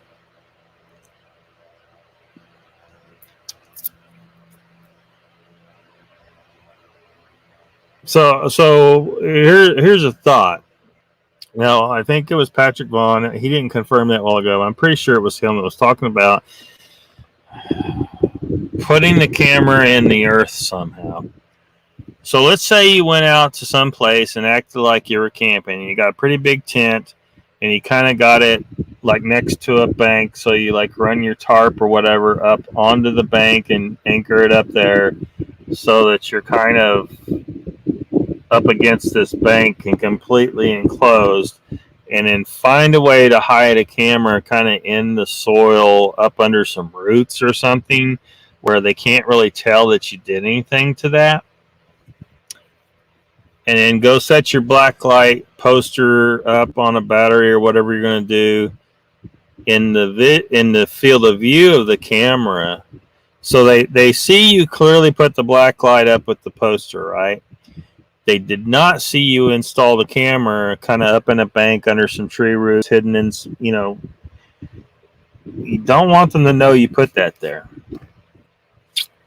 And then you break camp the next day or whatever. You take your tent down and you go, and then the Bigfoot maybe, hopefully, don't realize there's a camera there. They just think the area is disturbed because you were camped there, and that you left behind this poster with a black light shining on it for some damn reason, just being a crazy human or something. Humans leave stupid shit in the woods all the time. Why not this?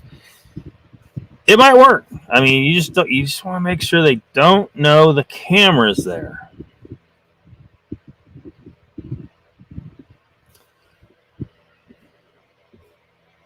Well, give it a try. Thank you, Meredith. See you later. Thanks for coming by. Daily Dan's here, still here. Two other phone died. Oh shoot. Stream breaking up on my end here, so I'm going to say goodnight all here. Stay cool, Lockbeard. Thank you. You too, VPXM.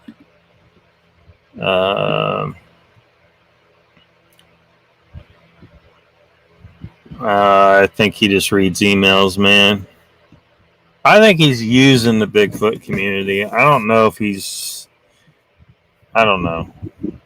Maybe he truly thinks the way he claims he thinks. Maybe he truly is pissed off about things. But I don't know. Sometimes, I don't know, man. I don't watch his channel no more. How in the blue hell would Sasquatch know what a camera is and what it is used for? Well, I think they are human, of course. So humans can figure shit out, and they watch us. They watch us closely. So whereas we're sitting here thinking, well, they don't know what the hell. But people are out there in the woods and they're pointing their cameras at each other, and that screen is visible to the Bigfoot. They know that thing somehow is producing images on the screen and that they got. So how much they truly understand like what it is, I mean, they just know, they know what they observe. And I'm just saying they observe this. So, but they may know more, because some people suggest that they have some level of psychic power. I don't know if that's true. I don't totally discount it, but and they certainly seem to have demonstrated enough intellect to to avoid the shit out of us, even with all our technology, even with our great numbers, and we've carved up most of the wilderness now. I mean, we've pretty much occupied almost everything except for a few, national forests and stuff and some mountains areas. But I mean, we've probed everything. They know that they need to avoid cameras, apparently. They know that they need to avoid them. So having like a true understanding of what it is, maybe not, but understanding it's something they must avoid. They definitely know that. So how much they truly understand what a camera is and does, I don't know, but I'm pretty certain some of them have been able to see, like, this human is pointing that thing at that human, and there's a little image of that human on that thing. I'm certain some of them have actually been able to make that observation. But do they understand truly what's going on? I don't know, but clearly they know they don't want to. They want to avoid cameras and our technology in general. So, but I think they may be intelligent enough to fully realize what they are. But we need more information before we can really say that, right? And then there's the whole possibility that the government has been secretly in contact with the Sasquatch people all along and have, under threat of death, told them to avoid these things and what these things are and why they want them to avoid them, and that,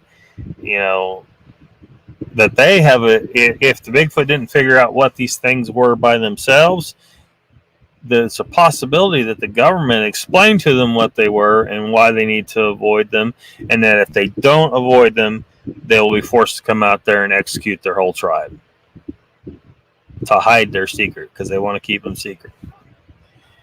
I don't put that past our criminal domestic terrorist government. They have been willing to murder people their entire existence, going back to the smallpox blankets they gave the Indians. That's what they do. They murder people. If they don't get their way, they'll kill you. Just to keep their power, just to keep their control, and to keep their secrets. Did I mention I don't trust our government? Well, even if they come in to take a look, throw things at it, it's still data. Yeah, sure, Jen. I mean, no reason not to try it. I'm not saying that. I'm just saying it's going to be, I think they're going to be suspicious of it. Hi, Meredith. Have a good night. Cookie cereal. Oh, no. Brandy's doomed to snacks. She's doomed to the snacking.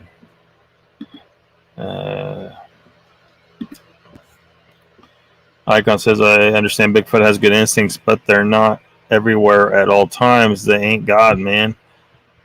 Are you sure? I don't know.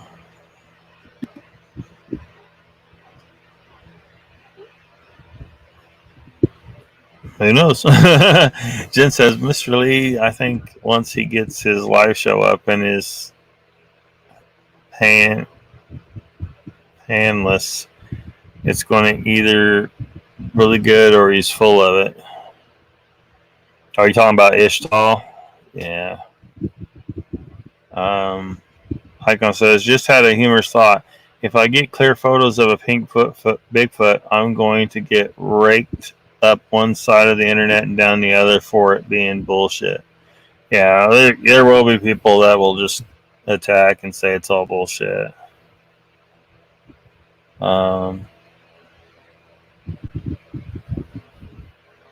I mean, the reality is it won't necessarily be, ironclad evidence necessarily, but it, could theoretically be faked. But if that same Bigfoot ends up dead on a slab on camera, like, don't try to kill a Bigfoot. But let's say there was a trap of some kind,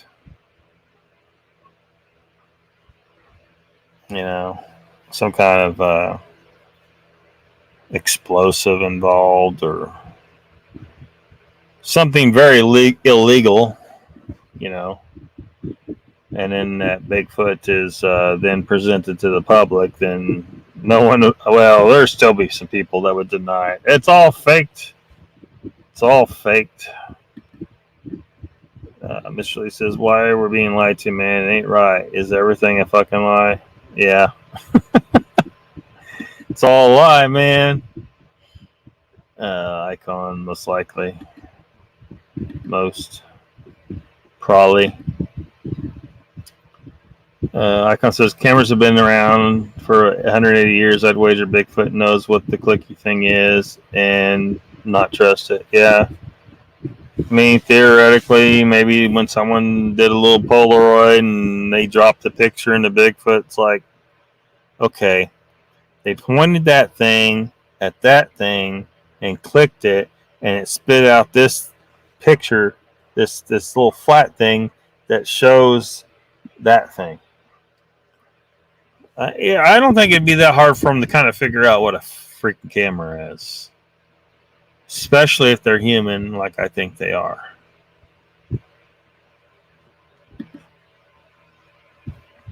Daly says, yeah, that Brian guy who killed that Gabby chick must be part Bigfoot. Nobody can find him either. I will grant you the psychic ability thing. That would explain a lot. Yeah. Yeah, but I haven't seen. I don't think we've. Well, hell, how would you even prove psychic ability? We can't even prove the damn things. Like, we can't even put a body on a slab, let alone test a bunch of Bigfoot to see if they can tell you if there's wavy lines on a card. But can't totally discount it though. It's a possibility. Yeah, ignore the haters. And he said they know cameras are not an environment.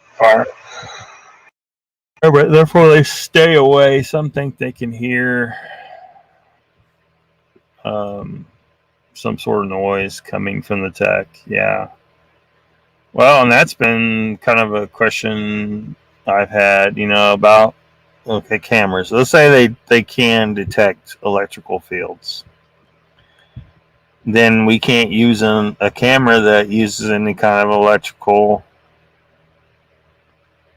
But how do you do that? You have a wind-up camera? Well, so it's still going to make noises, so that's not going to work.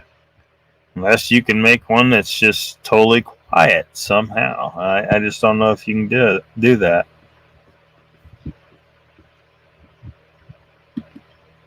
It's going to be okay, Mr. Lee.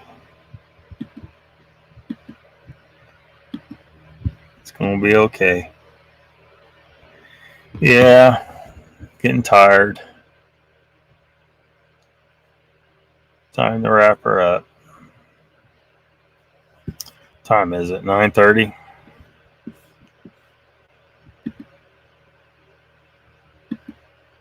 I don't know if there's anywhere you guys would want to go for any more live tonight, but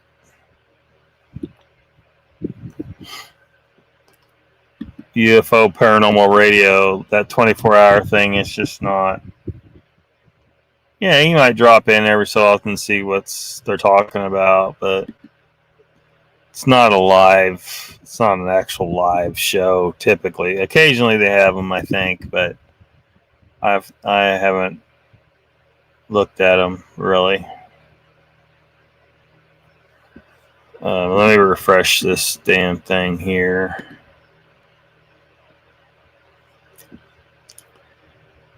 Well, Dogman Cams is live, it looks like. I don't know how long he's been on. Probably 30 minutes. UFO Man is on.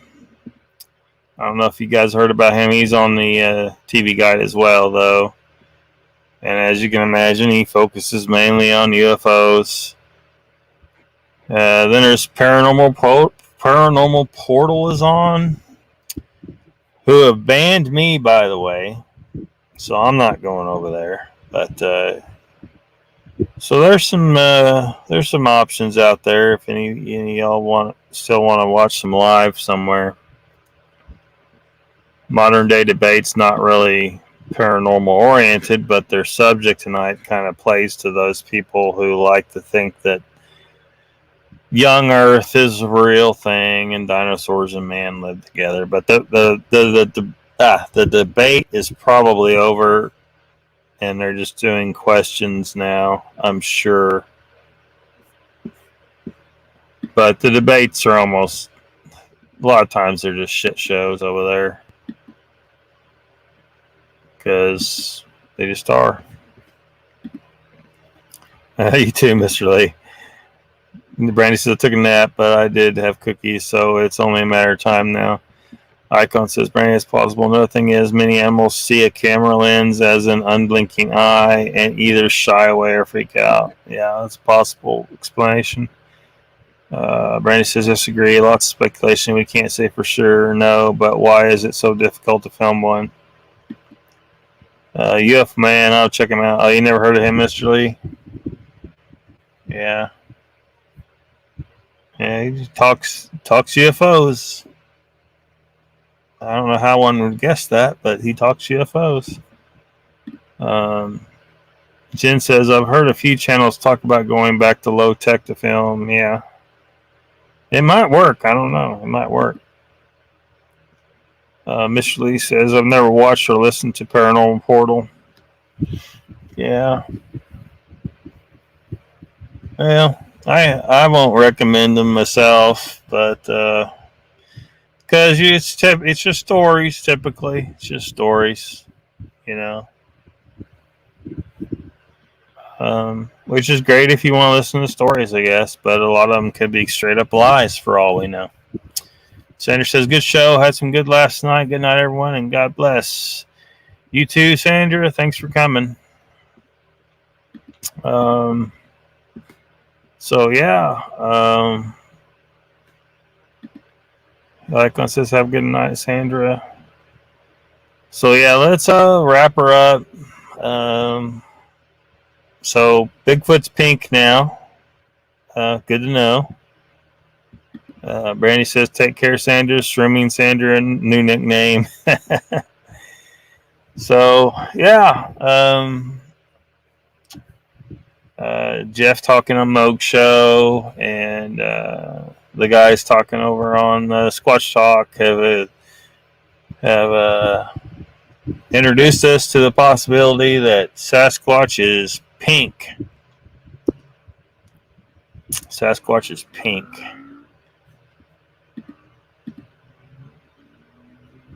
Good to know. So, all right, everyone. Thanks for dropping in, and see you next time.